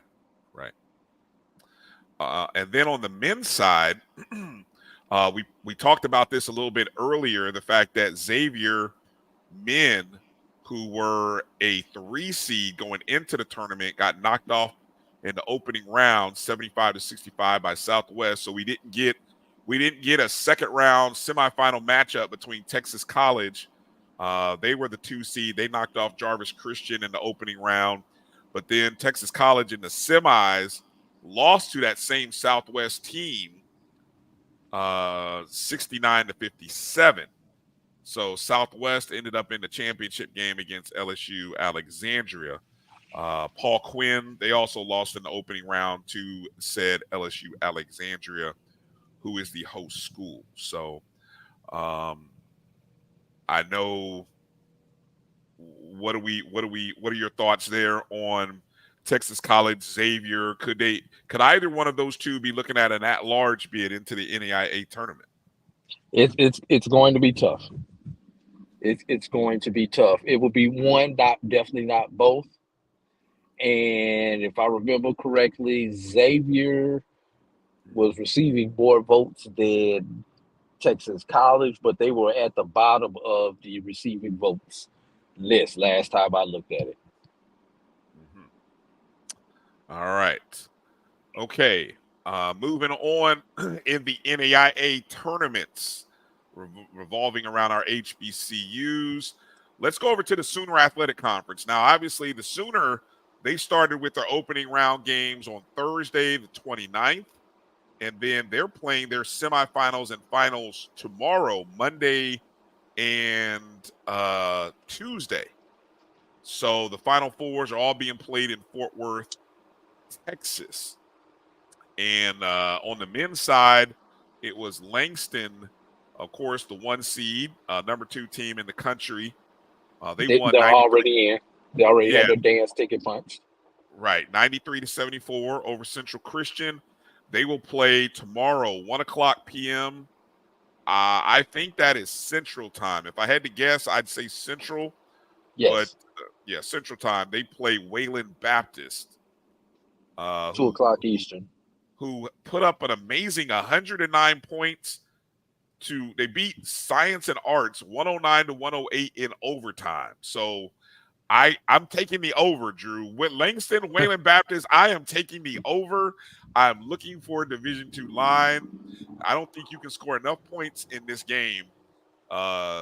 First team to 90. I got over 200. Yeah, that might be a lot. I'm gonna say if I can see something in the 170s. 180. Yeah, 170, 180. I'm definitely taking the over. Definitely taking the over. And then on the women's side, the Langston women, they won their opening round contest. They defeated Southwestern Christian 75-53. So the women are the 2 seed. They too will play Wayland Baptist. That game is at 8 p.m. So essentially, you got the men opening up the game. There's 4 games being played on Monday in Fort Worth, Texas. I still don't know what school they're playing at. All it says is Fort Worth, Texas. So I know there's a gym in Fort Worth, Texas, not far, right next to the ballpark where we were. Remember when we did the HBCU, or were we in a different area? Where were we? I wasn't there for that one in Texas. All right. Anyway, so yeah, they play Wayland Baptist, so that's a 2-3 seed matchup. Now, again, John Brown is the 1 seed. So for the Langston Lady Lions, if they can get a win, they will advance and most likely get assuming John Brown, who I think John Brown is nationally ranked on the women's side. So they should win their contest there, which will put them in the championship game, which means whoever wins that Langston Wayland Baptist game will get in. So again, that's 8 p.m. And again, I think if you check out the Langston Lions webpage, you can find out some information there. You want to take one last break, Drew, before we get into talking about the SIC tournament upcoming, and then kind of end off the show with some Division I MEAC and SWAC talk? And we still got part two. We do have part two. Yes, we do have part two. Let's go to break. Let's come back. Let's do part two, and then we'll end off with the rest of the basketball. I like that. Sounds good. Hang in there. You're going to hear part two coming up after the break. Hopefully, fingers crossed that part two plays with no technical difficulties of A.D. Drew's interview with Dr. Kiki Baker-Barnes at the GCAC conference over the weekend. So hang tight for this short little break, and we'll come back and play that interview. You're watching the BCSN SportsWrap right here on the Black College Sports Network. Supermarket sushi, really? No. Wait, Troy, you work here? I'm never not working. Like Head & Shoulders Scalp Shield technology, up to 100% dandruff protection, even between washes. Never not working, huh? Oh, Troy, you're such a good teacher. Yeah, I know. Never not working. Never not working. Never, ever not working. Are you serious? Never not working. Dandruff protection that's never not working. Head & Shoulders Scalp Shield technology. It's never too early to plant the seed, to share the tradition, and instill a sense of pride in your HBCU with your little ones. HBCU Pride and Joy Children's Boutique helps you share your school spirit with a wide selection of adorable kids' apparel and accessories officially licensed from your favorite HBCU. Visit hbcupridejoy.com and follow us on all social media at HBCU Pride Joy on Facebook and Twitter. This is Brian Fulford. A.D. Drew and I are co-hosts of the BCSN SportsWrap. We talk about all things related to HBCU athletics. From the games, teams, coaches, and fan interest stories, we cover it all. You can find our shows on Facebook at BCSN SportsWrap, YouTube at MyJBN Online, and everywhere you listen to podcasts like Anchor, Spotify, Google, and Apple Podcasts. You can also find the show on the Jericho Broadcast Network's app. Make sure to download. We look forward to you joining the conversation and being a part of the show. You're looking for the latest information on Southern University sports, the Southwestern Athletic Conference, and HBCU athletics. There's only one place to go. Tune in to the Carlos Brown Show, exclusively on the Black College Sports Network.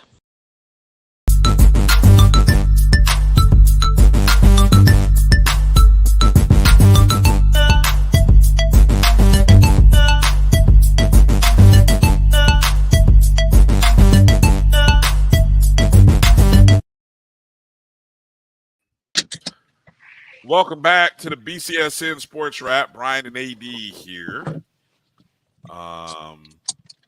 Okay. Most of the Division II, obviously the CIAA started their tournament last week.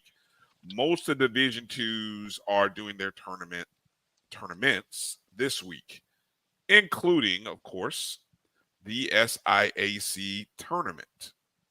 I thought we were going to the interview. Okay, we can go to the interview. Thank you for that. So before we talk about the SIAC tournament, let's see if we can play part two of A.D. Drew's interview with Dr. Kiki Baker-Barnes live from the GCAC. So fingers crossed, everybody. Let's hope this all works out. So here we go. Speaking of conference office is going to have to get some screwdrivers and a few other things and change some signs and stuff like that. And take a look at this, y'all. You won't see this. You will not see this next year. If you haven't missed if you haven't seen the press conference, if you haven't seen the tweet, we'll attach it to this video. But tell us about let me see if I can get this right. HBCUAC. Yes, I have all that. This is correct. That's right. Okay. HBCUAC. We are the HBCU Athletic Conference where winners thrive. They already have a tag. Tell us how this came about. Well, for the past 3 years, honestly, we've been grappling with this question: who are we? And then, who do we want to be? In 2010 was when we lost 6 members that left 4 HBCUs at that time: Dillard, Xavier, Suno, and Toulouse. And we were able to recruit, Fisk, Voorhees and Edward Waters, for land, well, the 4 schools that we brought in. No, Talladega, Fisk, Edward Waters, and Voorhees were the 4 schools that we wound up bringing in that kind of got us back to where we were to set. And it was like, okay, we're going to be able to make it that way. And we've operated as this group of HBCUs since 2010. But there wasn't what I would say just an emotional connection to our identity in the way that you see with SWAC, MEAC, CIAA. Like people are so attached to those institutions and those conference leagues. You know, you hear people, SWAC versus MEAC. I mean, you hear the conversation and watch it on Twitter and all the different social media platforms. But then there was this GCAC. And it was flat, right? Unless someone like you all would come through and be like, hey, what about school? So we didn't have y'all come and talk to us a little bit, but nobody was talking about our schools. Because the GCAC was not originated as an HBCU conference. It was actually one of the first integrated conferences It was. in the NAIA. Yes, Go back and look at the history, 1981. It was. Dr. Coleman, rest in peace. My OG, that was my boy. I feel like he was part of the mentoring mind. He was the longtime athletic director at Toulouse. He and Dr. Thomas Howell were the ones that did the work to make that integration possible. But you know, when the transition happened, we were just trying to figure out. Well, we're not a conference of just Gulf Coast states anymore. Initially, all of our schools were in Louisiana, Mississippi, and Alabama. Well, we've had Texas, Arkansas, Tennessee, we had Florida, South Carolina, now we got Alabama, but now we got Ohio and the Virgin Islands. Like, so now we're in 8 states and 1 U.S. territory. So we're clearly not Gulf Coast anymore. But if we're not Gulf Coast, then how do we want to identify what would signify to everyone, hey, that we're here too? So the first thing we started saying was, hey, we are an HBCU conference, and we're going to start saying we're the NAIA's only HBCU conference. The NCAA has 4, and then there's us. So one, we can still have some distinction because we're the only one over here, but also the connection to the other HBCU conferences because people are aware and understand, oh, HBCU conferences, a group of HBCUs. So from a standpoint, we wanted to have that connection. It was important to us that we were able to connect with our, what I would say is our heritage, right? And now claim our right as one of 5 HBCU conferences in the country. I always had you on my list anyway. I know you had me. You was always one of those. We really weren't acknowledged as a collective. So the other piece of that was like, well, what would our name be? Like, how would that look? So we hired a company. We did an RFP. We had 3 bids. 1035 wound up winning out. It's a Black-owned company. I think they've got offices in LA, Atlanta, Chicago. But their company led us through that process. They were the ones who went out on the bid, and they were amazing to work with. And we went through it's been going on for like the last 2 years. So there were conversations with the ADs, conversations with students, conversations with coaches, come back to the presidents. And so there were options that were put up, and then some were eliminated. So until we finally got down to HBCU Athletic Conference, and it was really, we had 2 names, HBCU Athletic Conference and something else. And whatever, I would say that what we ended up with in both the look, and with the way the logo looks and with the name, were both the options that the students favored. So when the presidents, gave the seal of approval, because it's not like, the conference office doesn't make the decision without the members. The members have to say yes. The presidents are the one that finalized the vote. After we went through the process and said, here are the recommendations from these groups, and we put that in front of them, ultimately the presidents wound up siding with the recommendations that the students came with. So one of the things that I'm most proud of with our rebrand is that our students were involved from beginning to end, that they were a very integral part in providing feedback that helped us get to the finish line. And ultimately, it was so funny. I said, the presidents really, I'm really proud of my presidents because I feel like they got this one right. So the students could say like, man, we did that, right? We did something we can be proud of. So HBCU Athletic Conference is where we're going. It's the place where winners thrive, and nobody does it better to me than those of us who are at HBCUs. We win in life. There are tons of stories we can tell about how we win over and over and over again. From alumni who have done amazing jobs and gone on with their life, from current students, faculty, staff. There's somebody and they've been impacted by someone who was at an HBCU, and they're winning in life because of their experience at an HBCU. So when we talk about where winners thrive, we've been doing this. Now we just got to tell the story. We also want to be able to connect with others. Like we want to get in the game and play too. Like we want to get strategic partnerships that we believe will benefit our institutions. So we're excited. It's you know, it is what it is. You know, we in the game. We here. We the place where winners thrive because all we do is win no matter. Okay, I'm sorry. All right. And those students who made that decision, I'm gonna tell you why your presidents made the decision and followed your lead, because they want you to be alumni.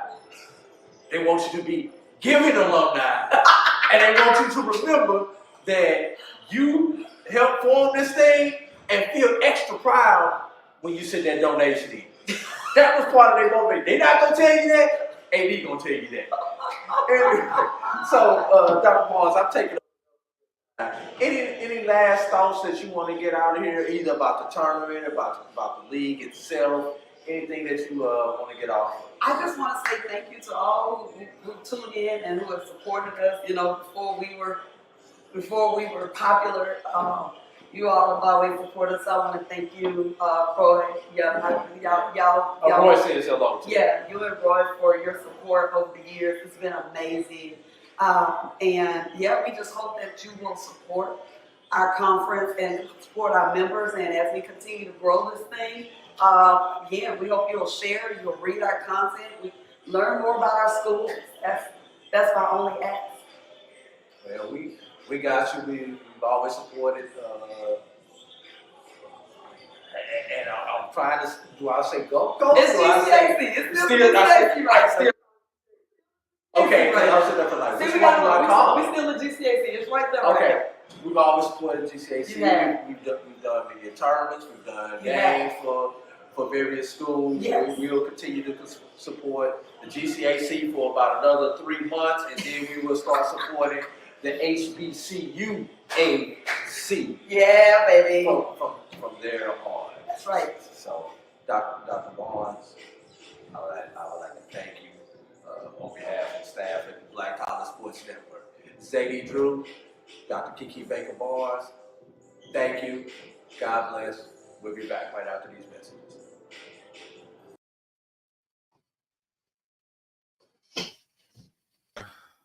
All right, Drew. As you can see, live and in person now, off the road. Good to see you, my man. Always, man. It's always good. Good job there with the. Good to see that second half played well. So, and again, what we'll do is we will put up the full interview on the Black College Sports Network after the show. So hopefully you guys got a good taste of what's happening.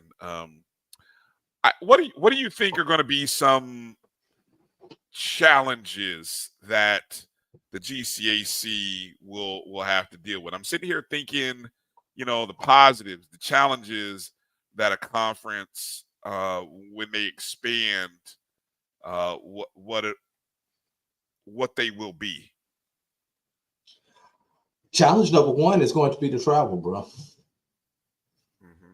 I mean, geographically, they look like some of the P5 conferences as far as distance. I mean, you're going from Wilberforce, Ohio to the north, Virgin Islands to we just call them the south, Denmark, South Carolina to the east, and Texas to the south and the west. That's a lot of travel, man. My concern will be budget wise, can these schools support their travel? Especially, I mean, right now, if you want to talk about travel partners, you're talking Voorhees and UBI as travel partners. And for people who don't know where Voorhees is, where is Voorhees? Denmark, South Carolina, which is about maybe an hour from Orangeburg. No, it's about 30 minutes from Orangeburg. It's about an hour from Columbia. Gotcha. Okay. So everybody's going to have a plane ride in their budget for every season that UBI competes. I would, I think one of the merchandising is going to be a big opportunity. I think if the GCAC can find a retailer to partner with and create a merchandising, almost similar to, was it the SWAC who did something with Dick's Sporting Goods recently? I believe so. Yeah, but being able to put your brand, because see, I think it's a great case study in what we support. First off, you're going to have your alumni. You're going to have your alumni, but you're also going to have to be able to really engage those communities that you are in. Because I hopefully, their television deals and partnerships that they're making, hopefully they bring in the kind of money that they're hoping it does bring in, or it's said to be able to bring in. Hopefully that helps them from that perspective. But you've got to be able to create something else that is going to get people to watch. Because again, you don't have football. So, can you create events, whether it be, and what are the main sports we're talking? I think they sponsor 5 sports right now: men's and women's basketball, volleyball, men's and women's basketball, volleyball, track, and maybe track on both, and baseball. And I think track is only on the men's side. Okay. Oh, only on the men's side. Okay. Yeah, so they're gonna have to. Matter of fact, I'm looking. I'm on the page right now. Let me see if I can tell you what sports they sponsor. I'll tell you. I'm sorry. Track is on both sides, men's and women. Yeah, they sponsor. They sponsor. If you don't have, they sponsor 8 sports. Crazy. I can't understand how you don't have. All right, I'm looking at it right now. Baseball, men's and women's basketball, men's and women's cross country, men's and women's track, and women's volleyball. All right. So and I know she's really looking at softball as being the next conference sponsor sport. Yeah, that makes sense. That makes sense because at the end of the day, if you've got 13 schools, you're hoping that you can get at least 8. But you need 6. You need 6 for conference sponsorship. Yeah, I was setting a target at 8. I think 8 is a good number. I wouldn't do anything under less than 8, but just my personal thoughts there. But again, the biggest way that a conference like the GCAC can take advantage of this market is do something, and I'm going to say this, and I'm going to say it real bluntly. Do something that the other conferences aren't doing in the HBCU space, and that is tell stories about the student athletes and coaches. Tell the story of who these young people are.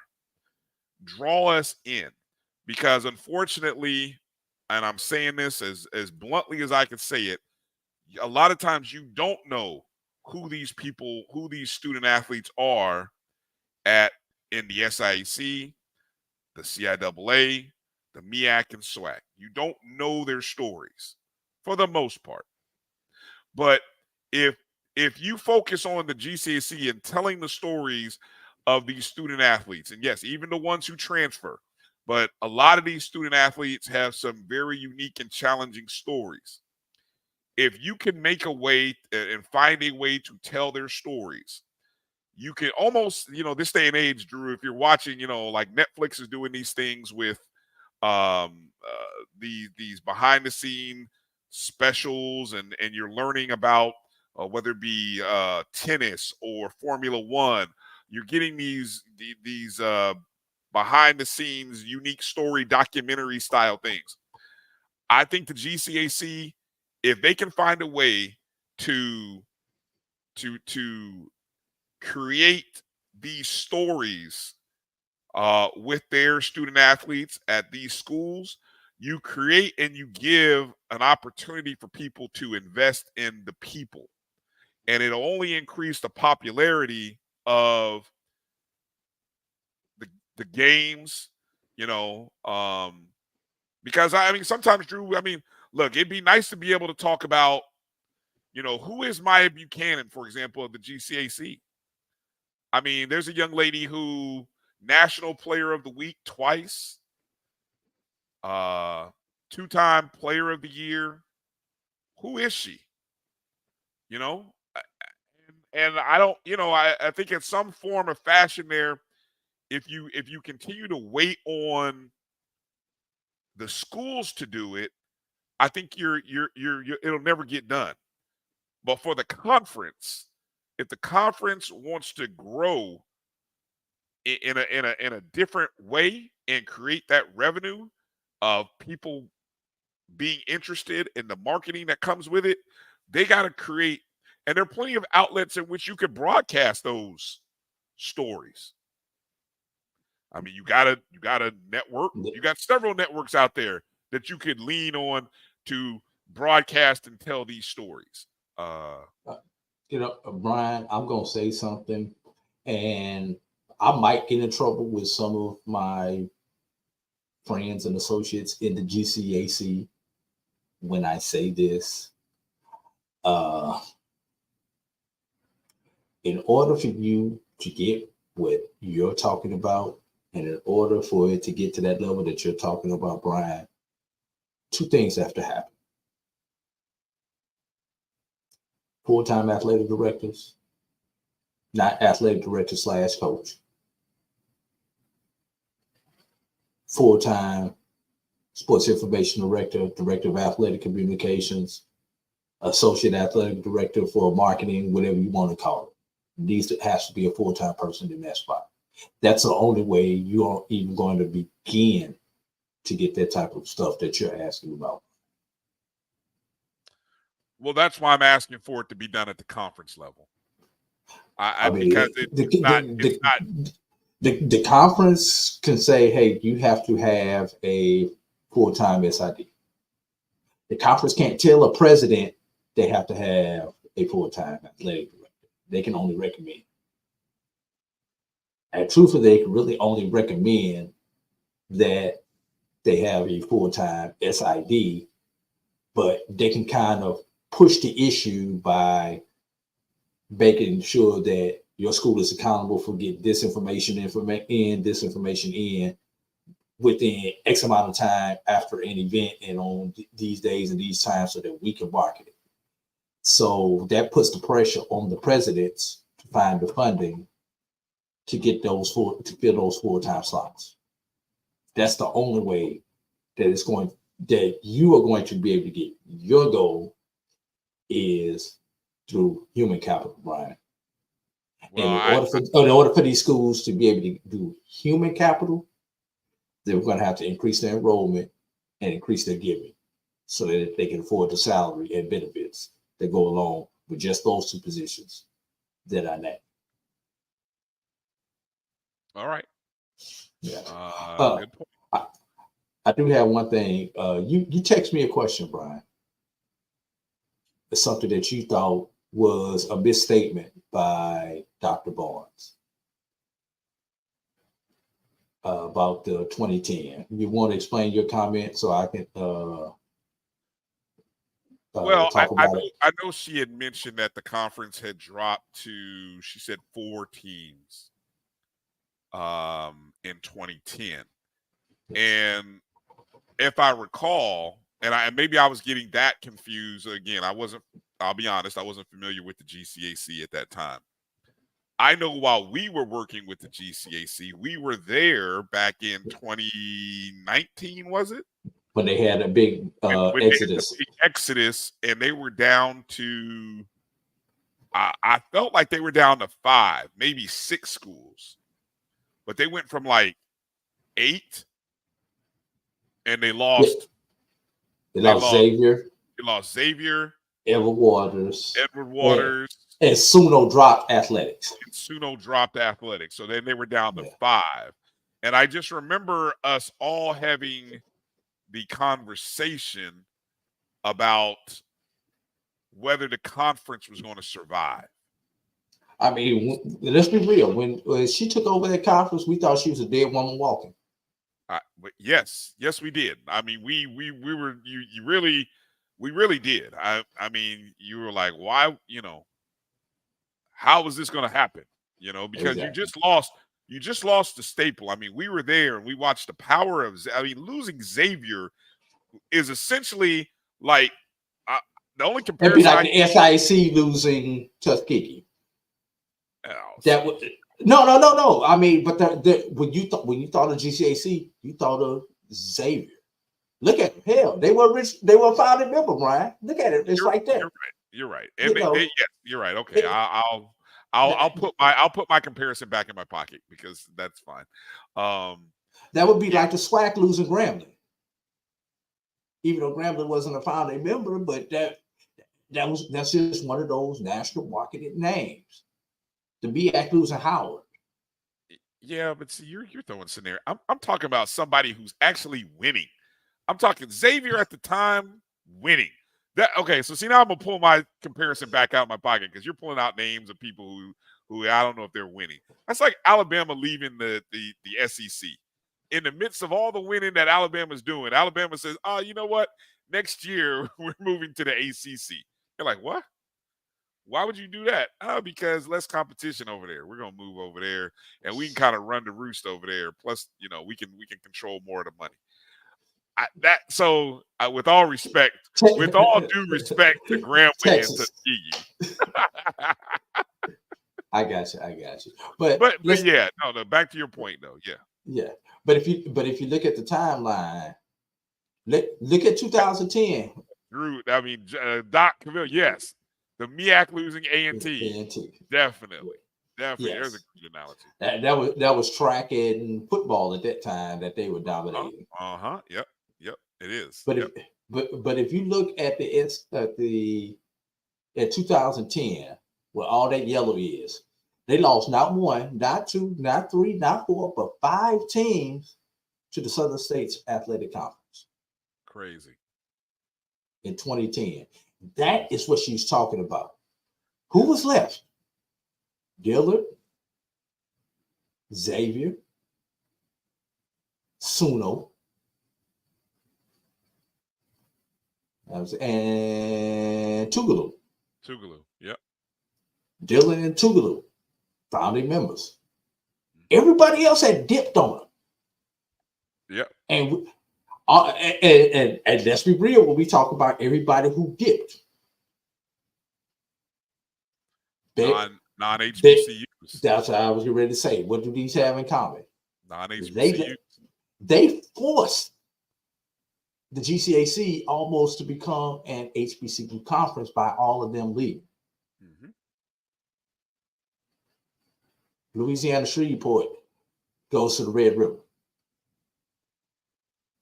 Thank God, Data comes back a year later. Edward Waters and Fish come in, kind of stabilize everything. Then you add a Philander Smith.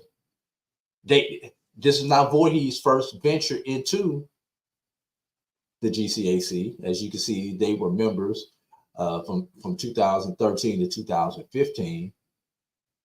Russ moves up to from Division III into the NAIA ranks. And then it happened again, right what you were talking about, Brian. right when you were talking about. Yep, you're losing teams to Red River and then to the Southern States, to the SIAC. You lost schools to three different conferences. Yes, in 2020. Yeah. But look what happened. Fisk came back home. Mm-hmm. Oakwood comes in. I think that's where the start of it happened. When Fisk came back the next year, that was the start of it, I think, in a positive way. And then Suno comes back the next year. Again, Suno being shutting down athletics, but then coming back and rebuilding. So all of a sudden, and this is post-pandemic, so it's like all of that's occurring, and you're like, oh, wait a minute, there's life, and there's breath, and you made the commitment with a full-time commissioner. And so hopefully the lessons of the past will create the stability in that you have Dr. Barnes there to be able to talk to these university presidents and help them realize the investments that they need to make in the areas that you mentioned. See, I was talking about doing it to do it because I think the conference can do it. But yes, there is an element where, like you just pointed out, Drew, you got to have the particular presidents invest in athletics and make them realize that we can grow and we can be just as viable as any conference. I mean, there are conferences in the Division II level and the NAIA that they're on par with anything you see from Division I programs, right? And we got a whole conference in basketball that's on par with anything you see on the Division I program, and they just had the championship yesterday. Yeah, so hopefully the new presidents can realize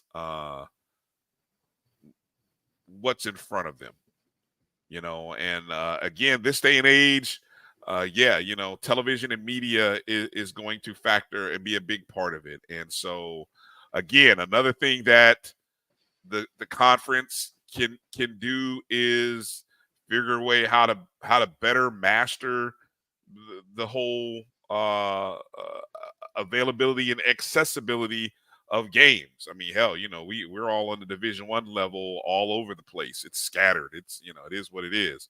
But if you can show people that, hey, all of our games you can find in one spot, in one location, and you'll win.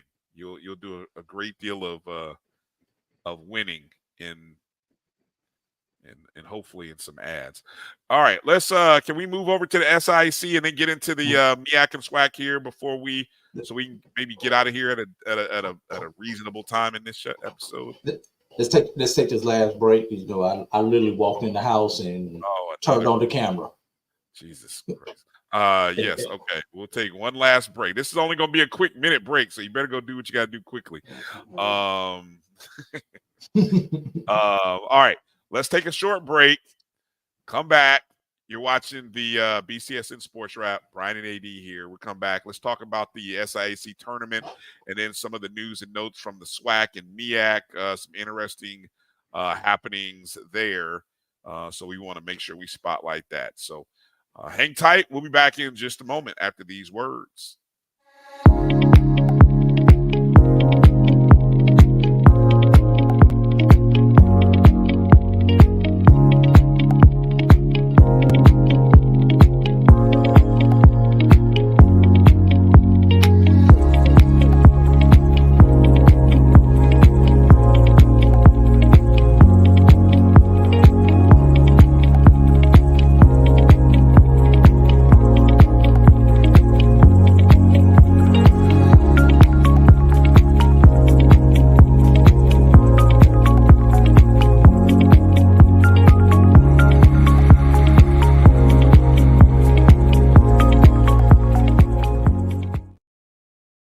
We're back. It's time for the 2024 Urban NerdCon. Join us in Atlanta, Georgia, April 26th through the 28th at the Cortland Grand Hotel.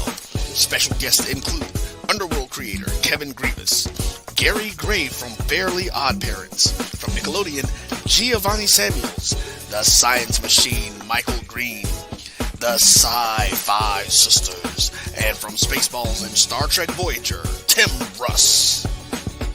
Hi, I'm Tim Russ.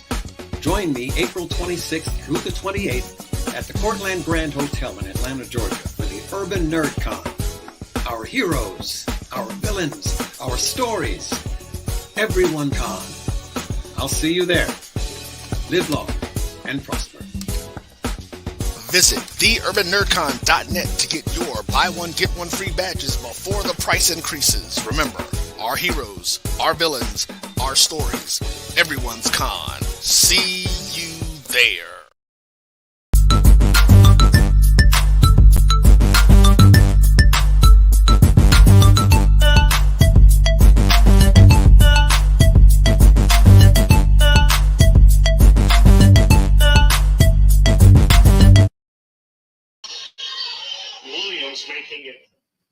All right, welcome back to the BCSN SportsWrap. What do you listen to there, Drew? What are you doing?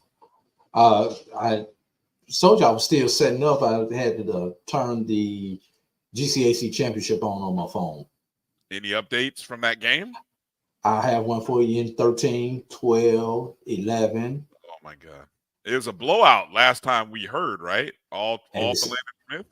And it still is. And in 3, 2, 1, Philander Smith is your 2024 GCAC champion, the last men's champion that will be crowned in the Gulf Coast Athletic Conference. They defeat Dillard by a score of 85-67. Now, is Todd Day still the head coach there at Philander? Yes, Todd Day. They've been knocking on the door for a long time. I was gonna say they've been trying to get over the hump, knock on the door, whatever little phrase you want to use. They've been there for a minute since Todd Day. So congratulations to Coach Todd Day, former Arkansas Razorback standout. Of course, those who remember him, part of the Nolan Richardson? Yes, Nolan Richardson. Okay. I don't know why I was thinking it was in my head, but I didn't want to get him confused with someone else. But yeah, part of the Nolan Richardson era there at Arkansas. So congrats to Philander Smith for getting it done on the men's side. Good job. Good job, fellas. I also talked to Kenny Anderson while I was there at the GCAC. Lethal Weapon 3, Georgia Tech. We gotta find a way to get Kenny Anderson on the show, man. I tell you, that was one of my favorite tournament runs, was watching him, Dennis Scott, and who was the third member of that Lethal Weapon 3? God bless it. Why can't I remember the third member? Somebody in the chat room, hurry up. It was another guard. That's who was all the I third remember. member of the Lethal Weapon 3? Anderson, Scott, and Jesus, I hate that I can't remember him. But my Kenny Anderson story goes back before that, Brian. Oh, so you got some high school stories?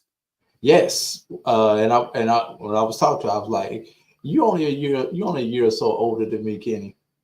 And I remember when you came to St. Louis, Missouri, and played in the Kiel Auditorium it was then called the 7-Up Shootout. That's where the best teams in the St. Louis area used to play some of the best teams in the nation. And he was playing for Archbishop Malloy. And you should have saw him light up. It's like, bro, I remember that. I was like, yeah, I was sitting in the stands because our team was not good enough to play that type of competition when I was playing high school ball. Isn't it amazing how I'm in Indianapolis and I knew of that. And there wasn't any internet and things, but we learned about that through like the prep magazines and the newspaper. I don't know. We just kind of knew about those things, maybe through Jet. I'll tell you what, I think it might have been like Jet magazine, or Jet had kind of told us about those classics, or Sports Illustrated magazines and newspapers like that the Indianapolis Recorder, which was the black newspaper in Indy. Those were the outlets that would connect a guy like me in Indianapolis with an event like that in St. Louis. And yes, Brian Oliver, third member of the of Lethal Weapon 3, head coach under Bobby Crimmins. Bobby Crimmins, yes. Yeah. Yes. And I just remember Georgia Tech. Georgia Tech was coming off those years where they went from Mark Price to Lethal Weapon 3. And boy, they were bad, man. They were a fun team to watch. That was And didn't they get Marbury after that? Yes. They got Marbury. Marbury went to Georgia Tech? I believe Marbury went to Georgia Tech after Kenny Anderson. I don't know. But speaking of Marbury, let me tell you something, that St. Louis Classic that you're talking about. Yeah. Some of the players who I saw play in high school. Oh man, I know there's some guys. Yeah. Lonzo Mourning. Yep. Just mentioned Kenny Anderson, Kevin Garnett, Allen Houston, where Fonzo Ellis is from the St. Louis area. Don't let him tell you that else. He's from East St. Louis. He don't claim it, but he is from the East Side. Conzo Martin is from East St. Louis. Oh man. I'm trying to think. I said Allen Houston. Marbury was there. And yes, Marbury did go to Georgia Tech. Thank you, Blue Jacket for Life and Eric Sanders. They did confirm. I don't know why. Penny in high school. Penny was with Memphis. He actually went what? Treadwell. Yeah. I think it was Treadwell. I mean, USA Today. That was the publication that covered high school sports on the national scene because those teams that you mentioned would always end up in the USA Today national.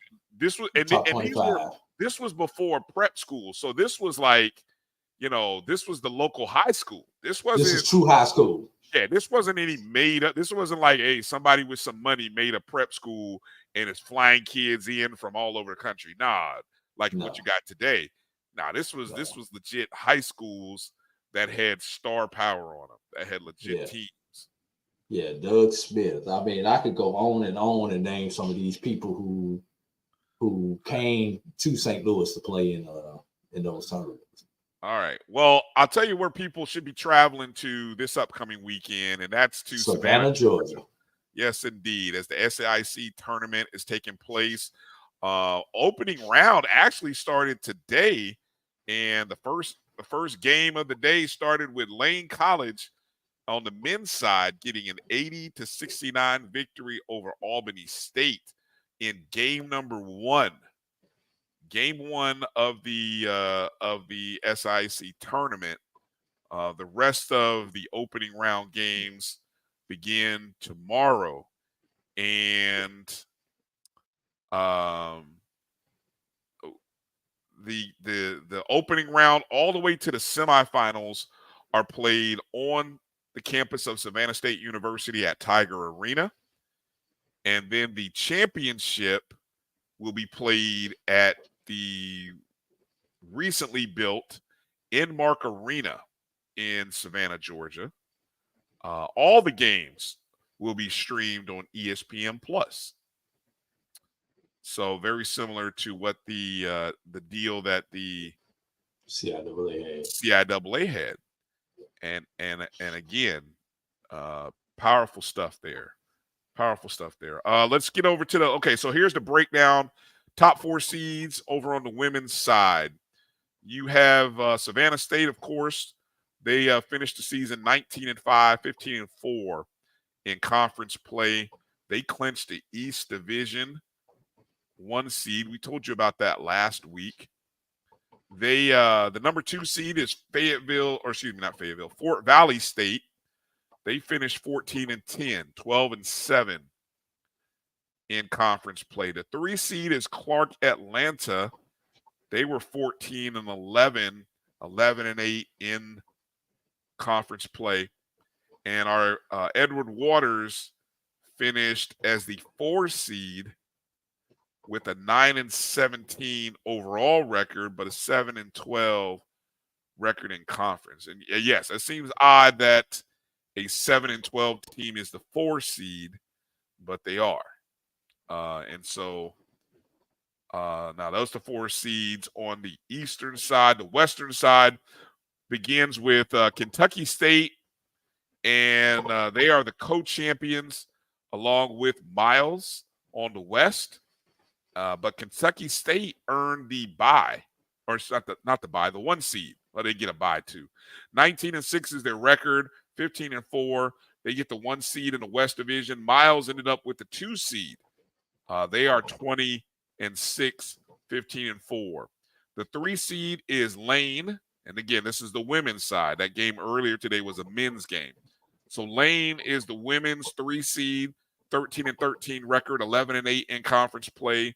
Tuskegee on a bit of a losing streak there, Drew, but they dropped to the 4 seed, 14-9 record, 11-8 in conference play. Any thoughts on how that a team to watch? Who, I think the headline is, can Savannah State get it done? So we talked about teams knocking on the door, just like Philander Smith has been knocking on that door in the GCAC. Savannah State has had some good squads. I mean, 2 years ago, that squad 2 years ago was just awesome.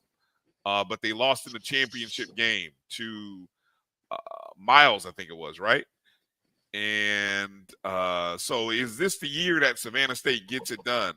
Or will Miles do what they've done? How many years in a row has Miles won the SIC women title? Well, they lost to Tuskegee last year. Okay.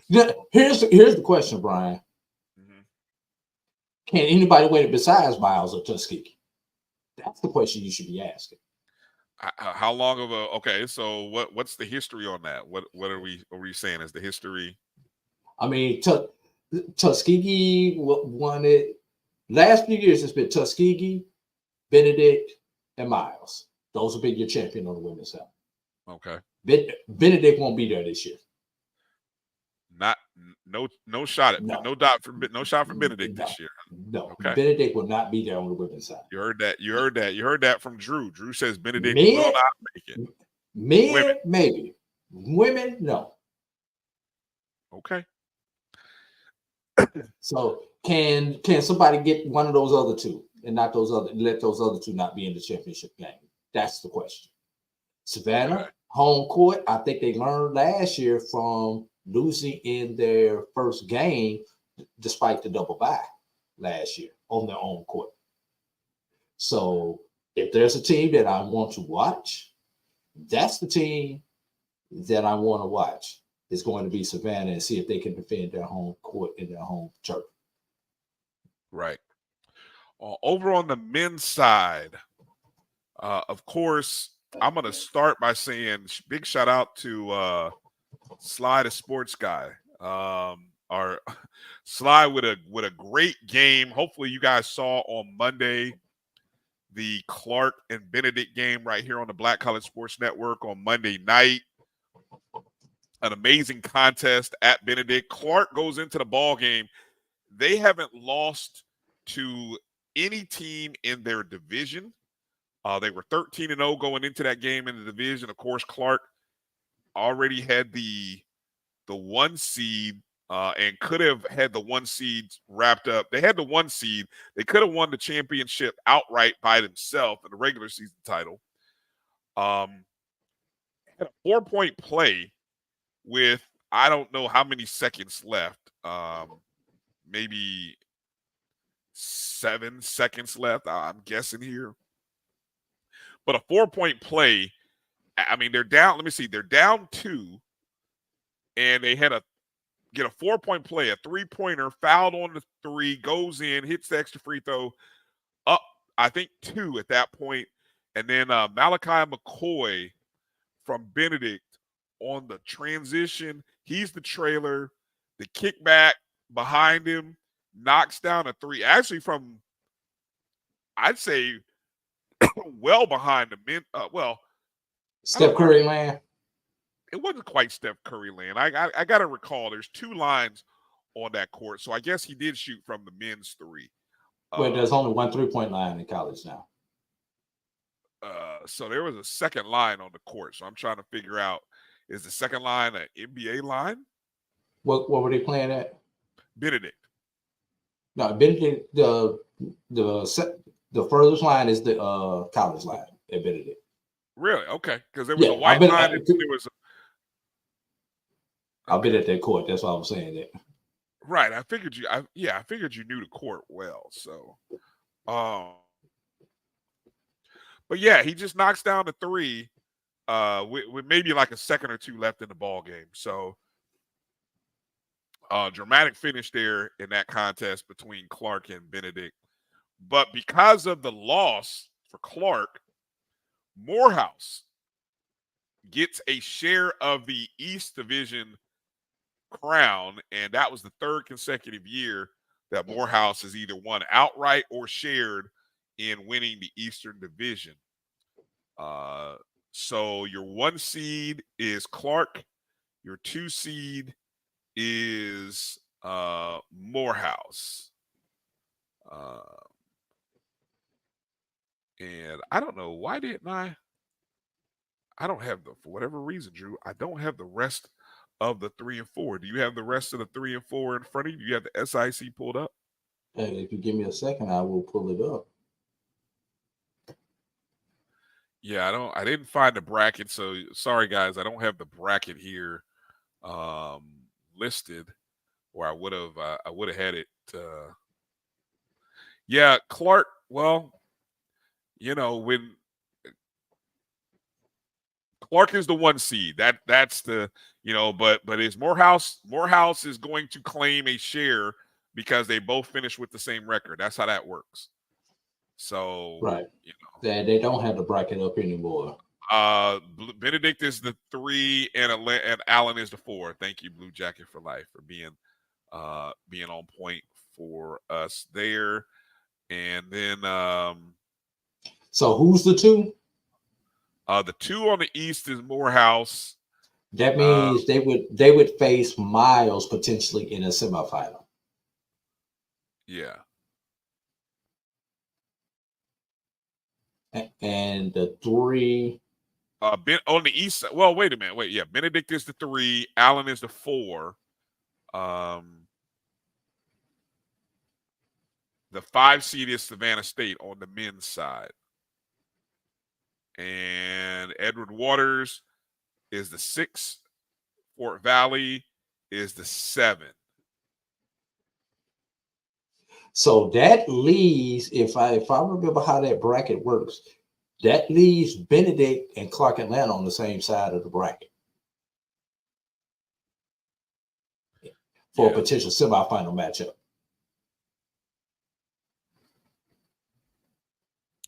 Yeah, the one thing, unfortunately, that they didn't give us is I didn't get the bracket, so I don't know where the bracket is. But anyway, I'm not going to sweat it.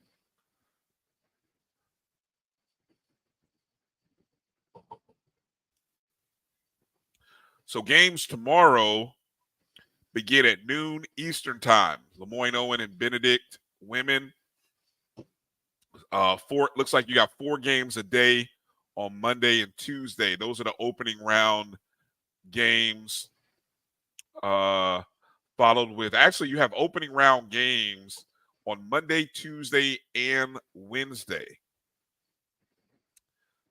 And then you reach the quarterfinal rounds on Thursday, March 7th. So for those top 4 seeds that we mentioned, the Savannah State women, Kentucky State women, Clark Atlanta men, Miles men,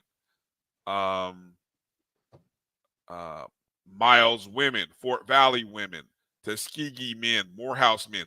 Those teams get the byes into the quarterfinals, so they don't play until Thursday and Friday. So the top 4 teams on each side don't play until Thursday and Friday. So the semifinals are on Saturday.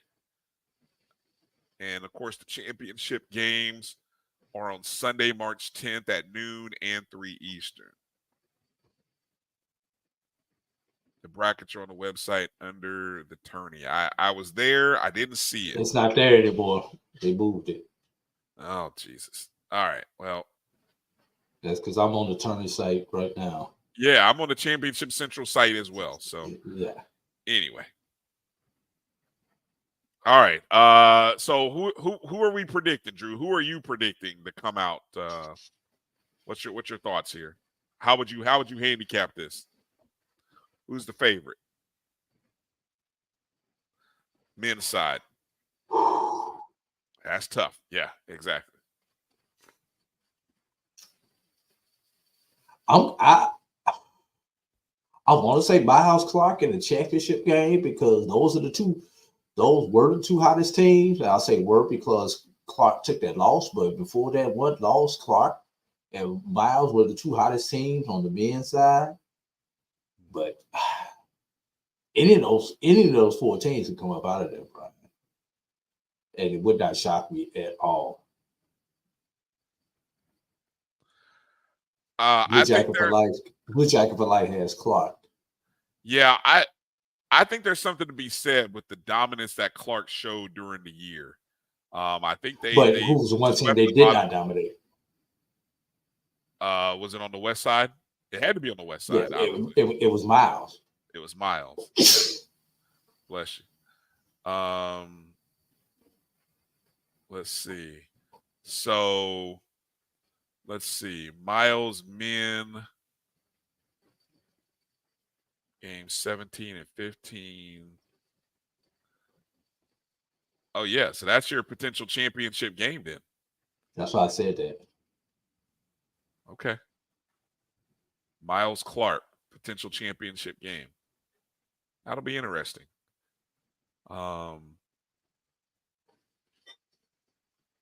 Yeah, I don't have.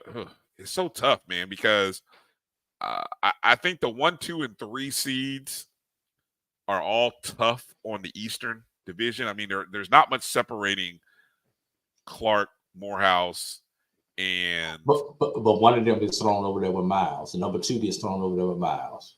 Yeah, which that is being Morehouse. That's being Morehouse. Yeah. I think when it gets down to it, when you really look at these, you're going to say who has, I would rather have split with somebody than having won both games. Because I think when you've won both games, it sounds real stupid to say, but it usually sometimes holds true. It's hard to beat somebody for that 3 times, that 3rd time. And so with that said, is that revenge spot is going to be real juicy for when you get into the quarterfinals or maybe the semis and you start saying, hey, you beat this team twice. Now you got to play them 3rd time on a neutral court. For a 3rd time on a neutral court. And we will see an upset. Somebody in that quarterfinal opening round who's been sitting around and now obviously they haven't been sitting around on campus at Savannah State, but they probably at home. But while other games have been played Monday, Tuesday, and Wednesday, those teams who haven't played, you're going to catch somebody who may have played 1 or 2 games, and that's where the upset usually happens in that first round. May not happen in the semis. I think everything kind of levels out by the time you get to semis. But that quarterfinal game, yeah, that's where it'll get real juicy. So, already changing, huh? And I've seen all 4 of those teams, Brian, and having seen all 4 of those teams this year, it is you're literally splitting hairs. What style of ball do you like? I think everything is going to come down. I mean, those are going to be 3, anywhere from a 2 to 3 point margin on all of those games. Right. I think the advantage is going to be those teams that have the Thursday Saturday split. Yeah, you're probably right. Which are going to be your one seeds. and your 4 seeds, because those are the ones who want to have your Thursday and Saturday split.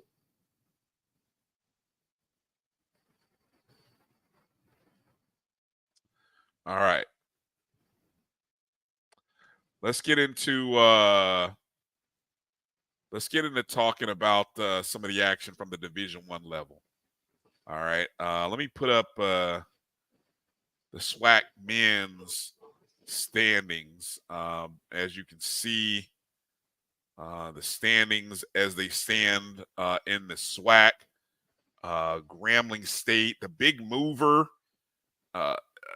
Look, you got 2 big movers, I think. One is Texas Southern. Texas Southern has moved all the way up into the 2 spot as a legit 2 seed. Now, they're a game and a half. That's a scary thing. That's scary because what were they last year? They were an 8 seed getting into the conference last year, right? So this year, they've actually been able to put wins together. They're currently on a 4-game winning streak. They had lost a pair of games prior to this 4-game winning streak, and had won another 4 games. So 8 of the last 10 games, Texas Southern has won. Right?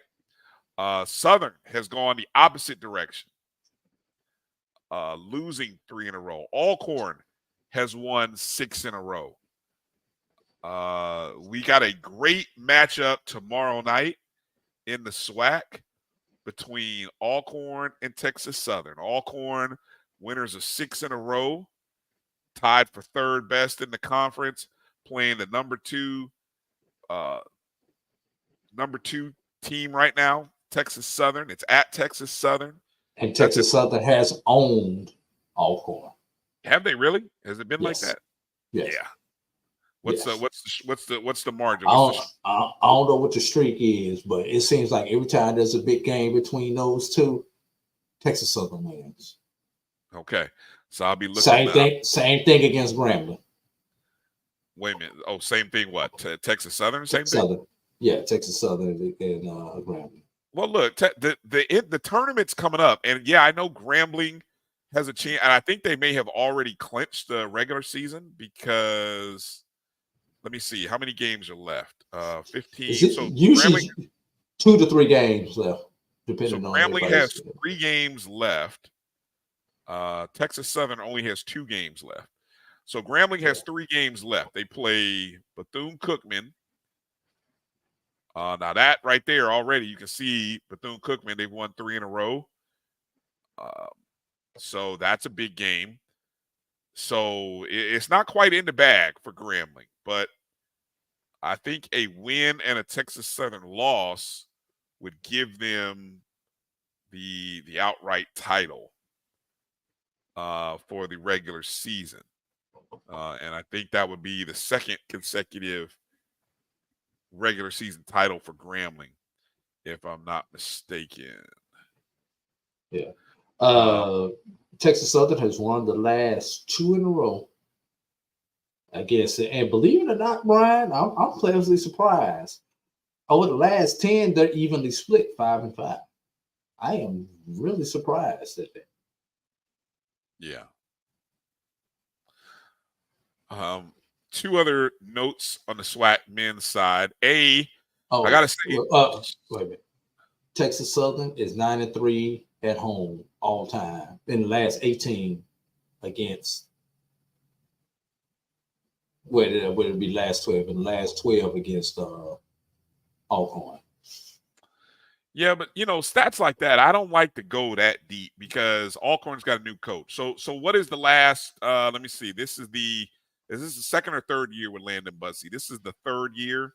So what's over the last 3 seasons? What is the record been against Alcorn? We'll just go post-pandemic. How about that? Let's just make it easy. Yeah, because I think that's when Bussey came on board post-pandemic. 5-4 in favor of Texas Southern. And at home, Texas Southern? At home, 1. Only one of those have been at home. Everything else has been away and neutral. Really? And that was the first one that was at home. That's odd. Of their 5. All right. And this is have they played each other this season already? Texas Southern won 72-61. April 20th in Lorman. Ooh, so they went on the road and got a win. Ooh, yes. All right. They won the last 2. They last year in Birmingham and then this year in Lorman. Ooh-wee. Well, I don't Matter know. of fact, here's where it is, Brian. Yeah, give it to me. Since the pandemic, Alcorn has not beaten Texas Southern in Birmingham. Well, that's in Birmingham. That's that neutral site. Oh, okay. That's what I'm saying. Once you get to Birmingham, all bets are off. I mean, because at that point you're talking. What are we talking? I mean, that's the Texas Southern Invitational right there. Exactly. Ken Palm has Texas Southern winning by 4 points, 73-69. Just to kind of throw that out there for those of you who are looking for something to sprinkle. So if you get a high point spread, I might be inclined to take Alcorn on the road, man. I tell you what, especially if I can get a 5 or a 6 point spread in favor, I might look at Alcorn +5. Yeah, that'd be interesting. But I want to give a shout out to Alabama A&M fans. 6,389 folks showed up to the event center there, which was, I think that's almost capacity. That is capacity. That's a sellout. But Yeah. Brian, that's not the number that impressed me. I bet you're going to say it was the number for the women's game. The 5,100 for the women's game is the number that impressed me. Yes. Yeah. So that goes to show you got at least that many people there for the doubleheader, which is impressive. And with all respect, Alabama A&M's women are playing well right now, but they, State's women are not. But it's awesome that I agree 100% here with Israel. It is great that they got that kind of numbers for that game. And I'm jealous. I'm jealous. Well, it's funny. I tweeted out something to that effect to say, what would it take to get that kind of numbers in the Lawson Center in Tallahassee, because next Saturday is the final home game where Bethune-Cookman is coming in town. And that's your rival, right? Alabama State, Alabama A&M, that's rivals.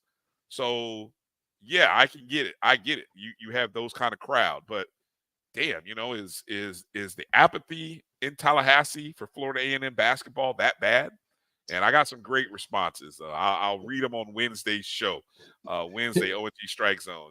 Make sure to tune in right here on the Black College Sports Network. Here's the only problem with 5,000 to 6,000 in Lawson Center, Brian. Mm-hmm. It's still gonna look empty. No, well, not really. I don't know, not really, because at that point, I know it seats 9,000 to 10,000. I think they've taken about 1,000 away because they've created this VIP area, so they pushed in about 1,000 bleachers. So really, it's probably down to about an 8,000 capacity stadium. So, you still have a good crowd. If you can get 5,000 to 6,000, if you can get 6,000 in Lawson, that's gonna be a great crowd. And yeah, you're gonna have sprinkles of empty seats, but it'll still look better than what it's been all year. I would be happy, Brian, honestly, with Florida A&M. I know this is not a Florida A&M show, and you can say this for Wednesday, but take this over to Wednesday. I would just be happy if those bleachers, not the stadium seats, but if those bleachers get full. That would be the student section is full. Oh, Jesus, yeah, and that's another thing I want to give credit to. I saw some clips. I would be happy. Alabama A&M student section. Oh man, they were into it. They were great, man. I miss seeing I miss Florida Gator. A&M students engaged with the basketball program, man. They can show up for football, but man, if they could come to the basketball games with that same kind of energy.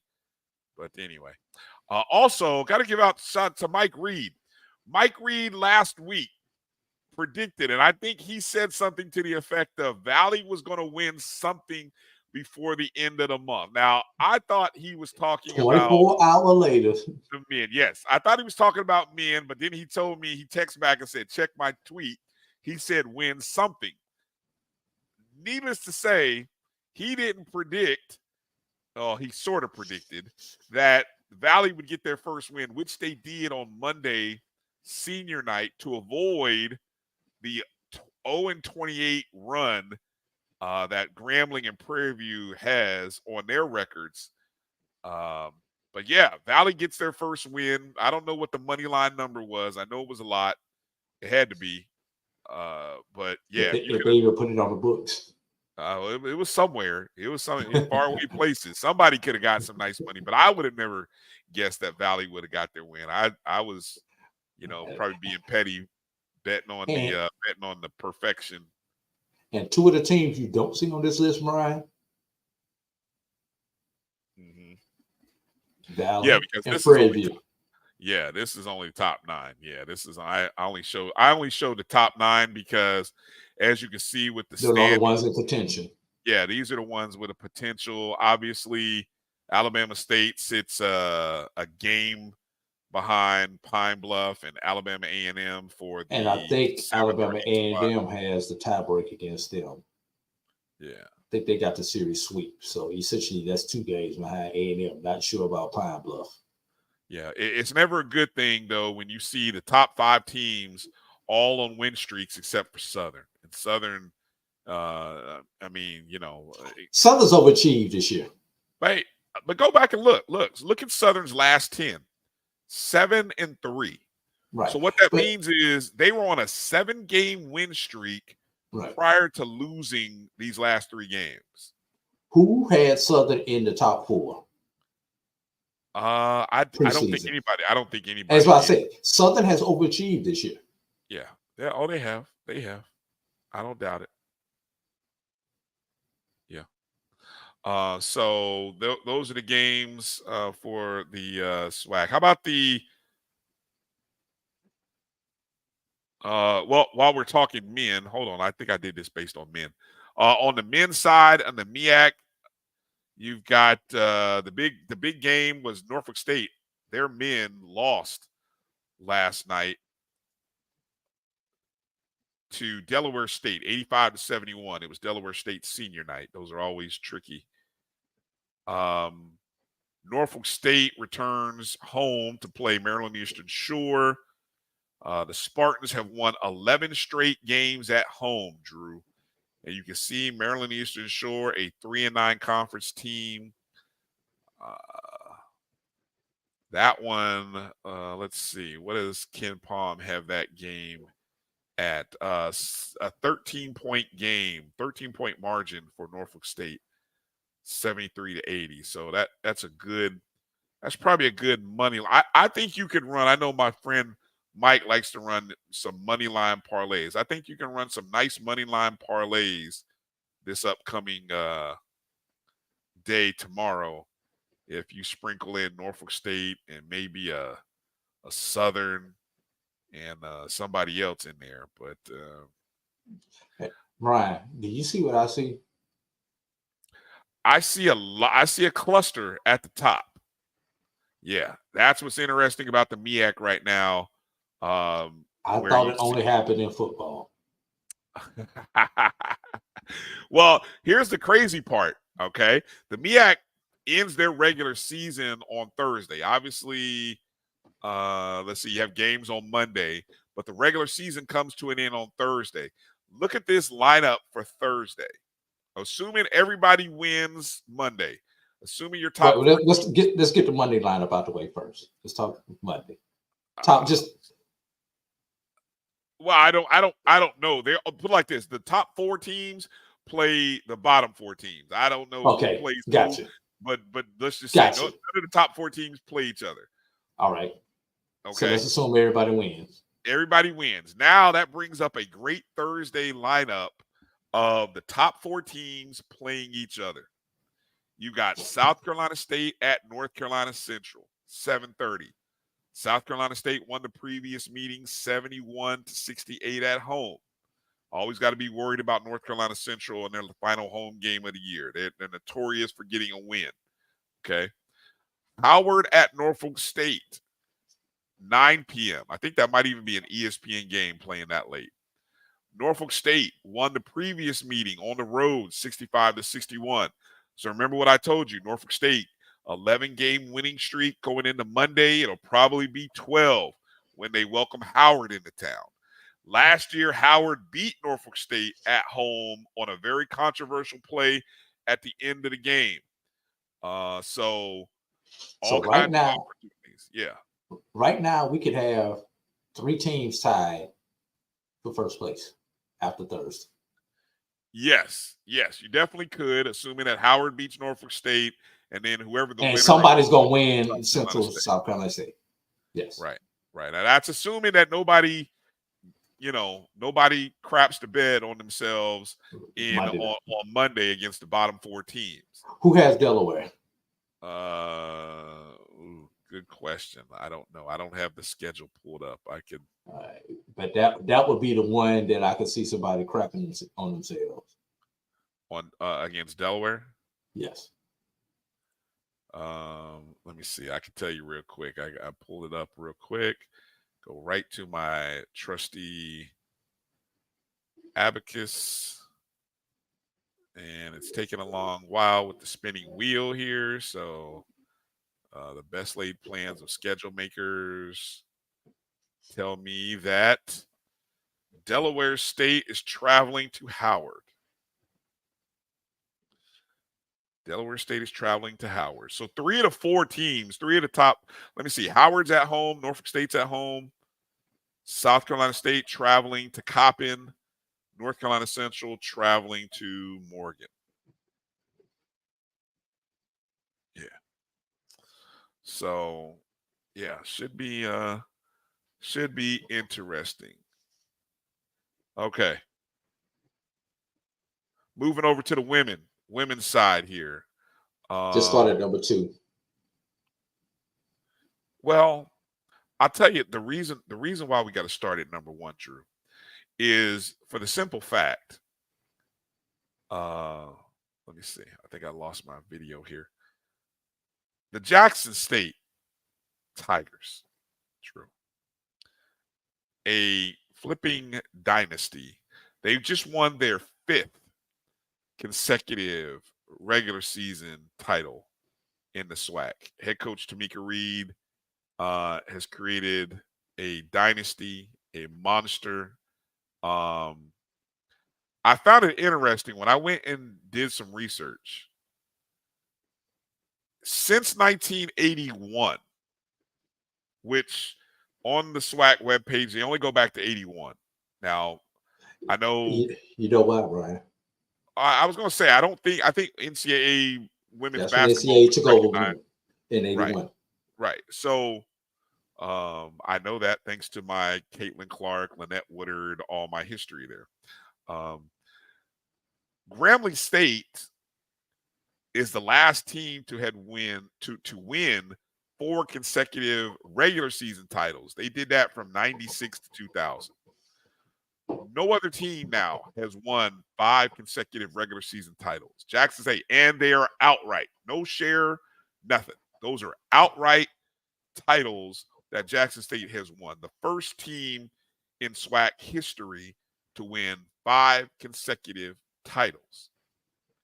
They did it beating Texas Southern by 50. That's right. 5-0. 101-51, Drew. Now, if that doesn't scare you at this point in the season, that you're putting up a 50 burger on somebody in your conference. 101. Yeah. Hey, damn. That's brutal. That's brutal. Tamika Reed. Hold on. I even did more research because I'm fascinated by Tamika Reed. I mean, lovely woman. I mean, just an outstanding coach. Kyle Mosley did a halftime interview with Coach Reed, and it just warmed my heart. I mean, such a beautiful smile, but I mean, just a hell of a coach. Okay, all no shade. I mean, just wonderful. I found that great stat there. Combined conference win percentage. Now, that graphic on the right, Drew, was before they beat Texas Southern 101-51. So, over the past 3 seasons, Jackson State is 48-1. And look at the teams that South Carolina, who's unbeaten right now, the number 1 team in the nation. You see storied programs like UConn on there. Stanford, even spelled wrong. You see, you know it's Stanford, right? Even spelled wrong. I don't know who did this graphic, but they put an extra D in Stanford. No, it's Stanford, not Stand Ford. Anyway, God bless them. I didn't even know South Dakota State's women were rolling like that. First off, look at South Dakota State tied for first. I didn't even know that was even going on. Princeton, Florida Gulf Coast. Those are all great programs, but Tamika Reed and what they have done over the last 3 seasons, Drew. Did you know? Now, here is some SWAC women's basketball history. Did you know, okay, Tamika Reed winning her 5th regular season title. Have you heard of the name Shirley Walker? Does the name sound familiar, Drew? Well, for those of you who may not be familiar with Shirley Walker, while we may give our flowers to what Tamika Reed is doing, let's not forget Shirley Walker of Alcorn State has won 10 regular season titles in her time at Alcorn State. 8 of them were outright. I mean, it was a period, I think it's about a 15, maybe like a 15-year period. I didn't actually, that's the one thing I didn't look at was the time frame. But anyway, all I just kept seeing it when I looked at the all-time champ, I said, Shirley Walker, Alcorn. Oh, I'm like, oh, wait a minute, let me look. I did the counting, 1, 2, 3, 4, 5. Shirley Walker, 10 regular season titles, 8 of them outright. So that's what Tamika Reed is chasing. She's chasing Shirley Walker, but right now, Tamika Reed stands as the GOAT, as one of the greatest right now, and what she's doing at Jackson State. Yeah. So I just had to, I want people to know I respect greatness. I may give Jackson State and Jackson State fans S over time, but I respect greatness. This is greatness. She is greatness. So I much respect to Coach Reed. Much respect. All right. Again, anything stand out in though when you look at those standings, Drew, for the SWAC women? Just a whole glutton of teams right there battling out. I mean, who wants to be on the other side? Yeah. The place you do not want to be is Southern Alabama A&M right now. Yeah, and that's that 4-5 game. That means you have them in the second round. You do not want to be Alcorn State, who's the potential first round match. Yeah, and if I'm not mistaken, Alabama A&M will probably have tomorrow off since they just played their travel partner, Alabama State. So that means, let me see, no, they can't because, let me see, they played 15. They got to play 18. So, no, they got a game tomorrow. Yeah, because there's only 3 games left. So, but Alabama A&M has won 5 in a row. Grambling has won 7 in a row. I think this is the week where they got those games on like either Tuesday or Thursday or something like that. Okay. Because they end Saturday to get ready for the tournament. Gotcha. Yeah. Okay. Good point. Yeah, your regular Monday game would be on Thursday this week. My eyes are focused at the bottom, obviously, because Florida A&M is there hanging on. I'm talking like hanging on by a thin razor. Look at the last 10 between Prairie View, Florida A&M, Alcorn, and Bethune. Look at the last 10, 4 out of 6, or 4 and 6, 4 and 6, 4 and 6, 3 and 7. Does anyone who wants to be in the final 8? I mean, we're talking 3 spots for 4 teams. And if I just tell you who has who here, I can tell you Florida A&M and Bethune both have, well, Bethune plays Grambling Monday, Florida A&M plays Southern, and then they play each other. One more reason, Drew, for a reason to pack out the Pit in Tallahassee, as the winner of that game will go to the tournament. The loser will probably find themselves out. Just a hunch. Unless somebody beats either Southern or Grambling. And then the Prairie View Alcorn is interesting too. Go ahead, because they just played each other. I was gonna say, Ed, if you're anybody of that bottom group, you want to be on that 3-6 line, I would think. That gives you the best pass coming out that bottom to potentially get to a championship. Yeah. Grambling's women are pretty good. I saw somebody, Israel, said that. I watched that game against FAMU. I mean, Jesus, help me. FAMU shot like 1 of 17 from behind the arc, Drew. 1 of 17, and they were in that ball game the whole time. I mean, they out-rebounded Grambling by like 20 rebounds. 20. No lie, 20. 2-0. But they were 1 of 17 from behind the arc. Ridiculous. Brutal to watch. Pay attention to that. And then, of course, over on the MEAC women's side, Norfolk State is the standard. They're 10 consecutive wins in a row, 11-1 in conference play, 21-5 record. I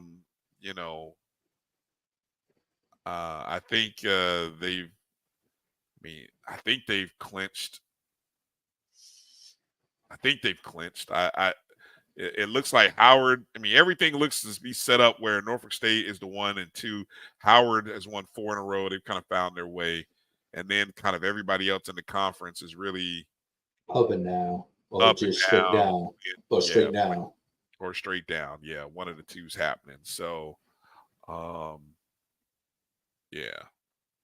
that's that. And we did mention earlier, North Carolina A&T's women fell short in their game against Stony Brook, so they kind of lose out.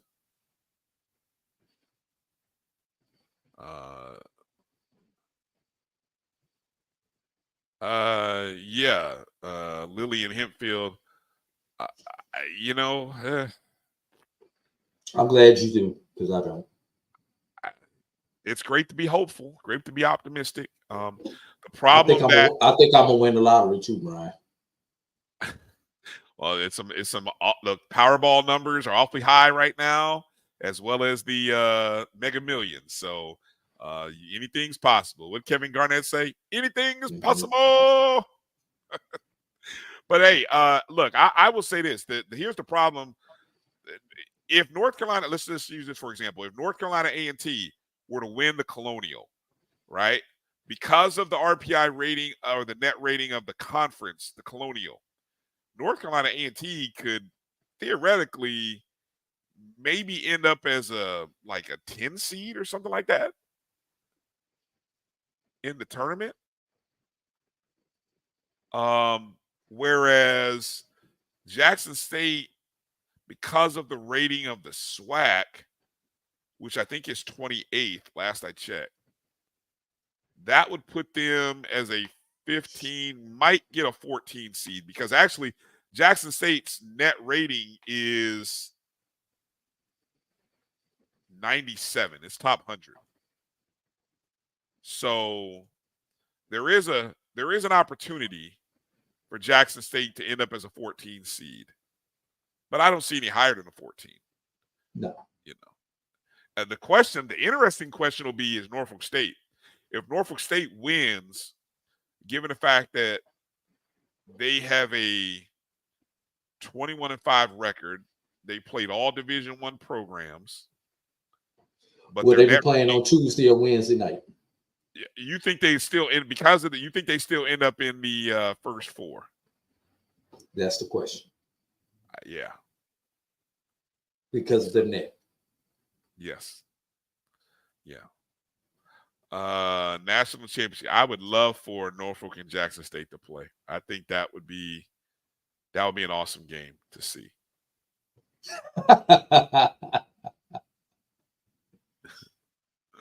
What is that? An HBCU winning the Colonial is new Black history.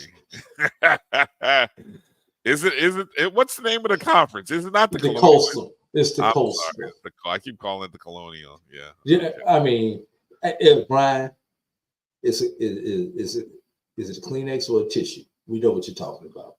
Thank you. Appreciate Is it Twitter or X? We know what you're talking about. And next year we could say we'll be saying GCAC instead of HBCUAC. Right. All right.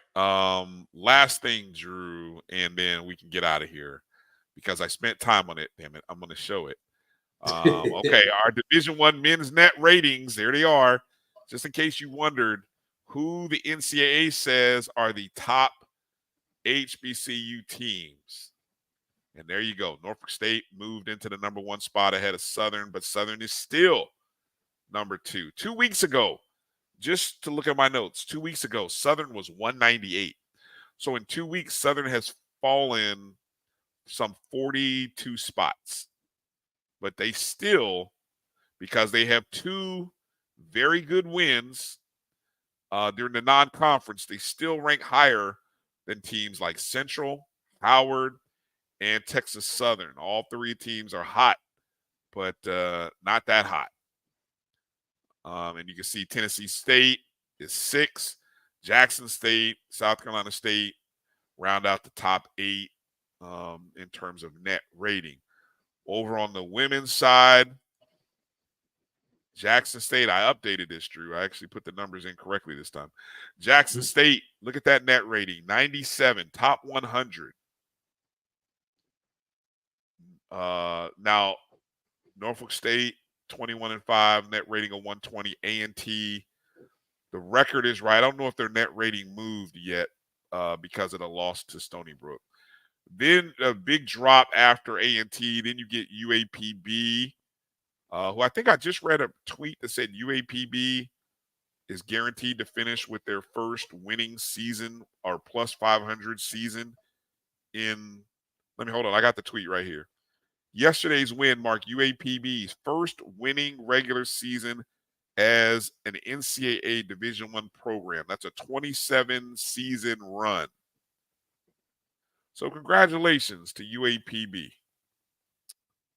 Grambling State, Southern, Howard, and Maryland Eastern Shore round out the top 8 with Bethune, Alabama A&M, Coppin, and North Carolina Central sort of on the bubble of the top 8. All right. Any final thoughts or words you want to get in, Drew, so we can wrap up this show tonight? No, Brian, I'm just excited to have to pay, Lord Jesus, to be able to get to the tournament this weekend. I look forward to getting to the SIAC next weekend, my brother. All right. Edwin, I feel like you always I appreciate the Edwin. You look, Edwin got on me a couple weeks ago because I didn't have a graphic. Now the graphics are too small. So I will work to try to increase the graphics there, Edwin, and I'll do what I can. I'll see if I can rework the graphics there. But I appreciate you watching. Appreciate you watching. Yeah. Well, Israel, it just depends. Depends on who we get. If FAMU get somebody, but I don't know. You can't beat anybody shooting 1 of 17. I don't care how good a rebounding team you are. 1 of 17 won't cut it. I'm going to tell you that now. Won't do it. Can't happen. Okay. Want to encourage you guys, please hit the thumbs up and the like button wherever you are. Make sure to follow the Black College Sports Network on Twitter, Facebook, Instagram. Shout out to those folks who are watching us on Instagram, watching us on Facebook and YouTube. I will make sure that we put Drew's interview with Dr. Kiki Baker-Barnes out in its entirety. So that way you guys can see that, and should be a good watch. And so we thank Dr. Kiki Baker-Barnes, and we also thank Coach Eric Jackson of Rust. And congratulations to Rust and Philander Smith and Florida Memorial and Lincoln, PA and Fayetteville State, all tournament champions with more to come over the next week. So congratulations to all, and we say good luck to those who are still playing ball. Well, that's going to do it for this show. Thank you guys again for watching. For my friend A.D. Drew, I'm Brian Fulford. Make sure you guys follow us. Our personal Twitter handles are right there at DRB365 and at BCSN Drew. It's where you can find us on X, probably even on Instagram if you really look hard. So thanks for watching the show, guys. Do me a favor, share the show with somebody. Let them know about the Sports Wrap on Sunday night. Just two guys who love what they do, and we've been doing it for a long time. So thank you to everybody who watches, whether you watch us in the podcast format or not. Go check out the BCSN Pod Zone. Everywhere you listen and download podcasts, that's the BCSN Pod Zone. Podcast of not only our show, but the Carlos Brown Show, Dr. Cavill's Inside the HBCU Sports Lab, the ONG Strike Zone, as well as Brave Talk with Charles Edmond, as he talks with Alcorn State basketball coaches Nate Kilbert and Landon Bussey. All of that available on the BCSN Pod Zone. Peace out, everybody. Safe. Travel light, everybody. We'll holler. But stay on hard.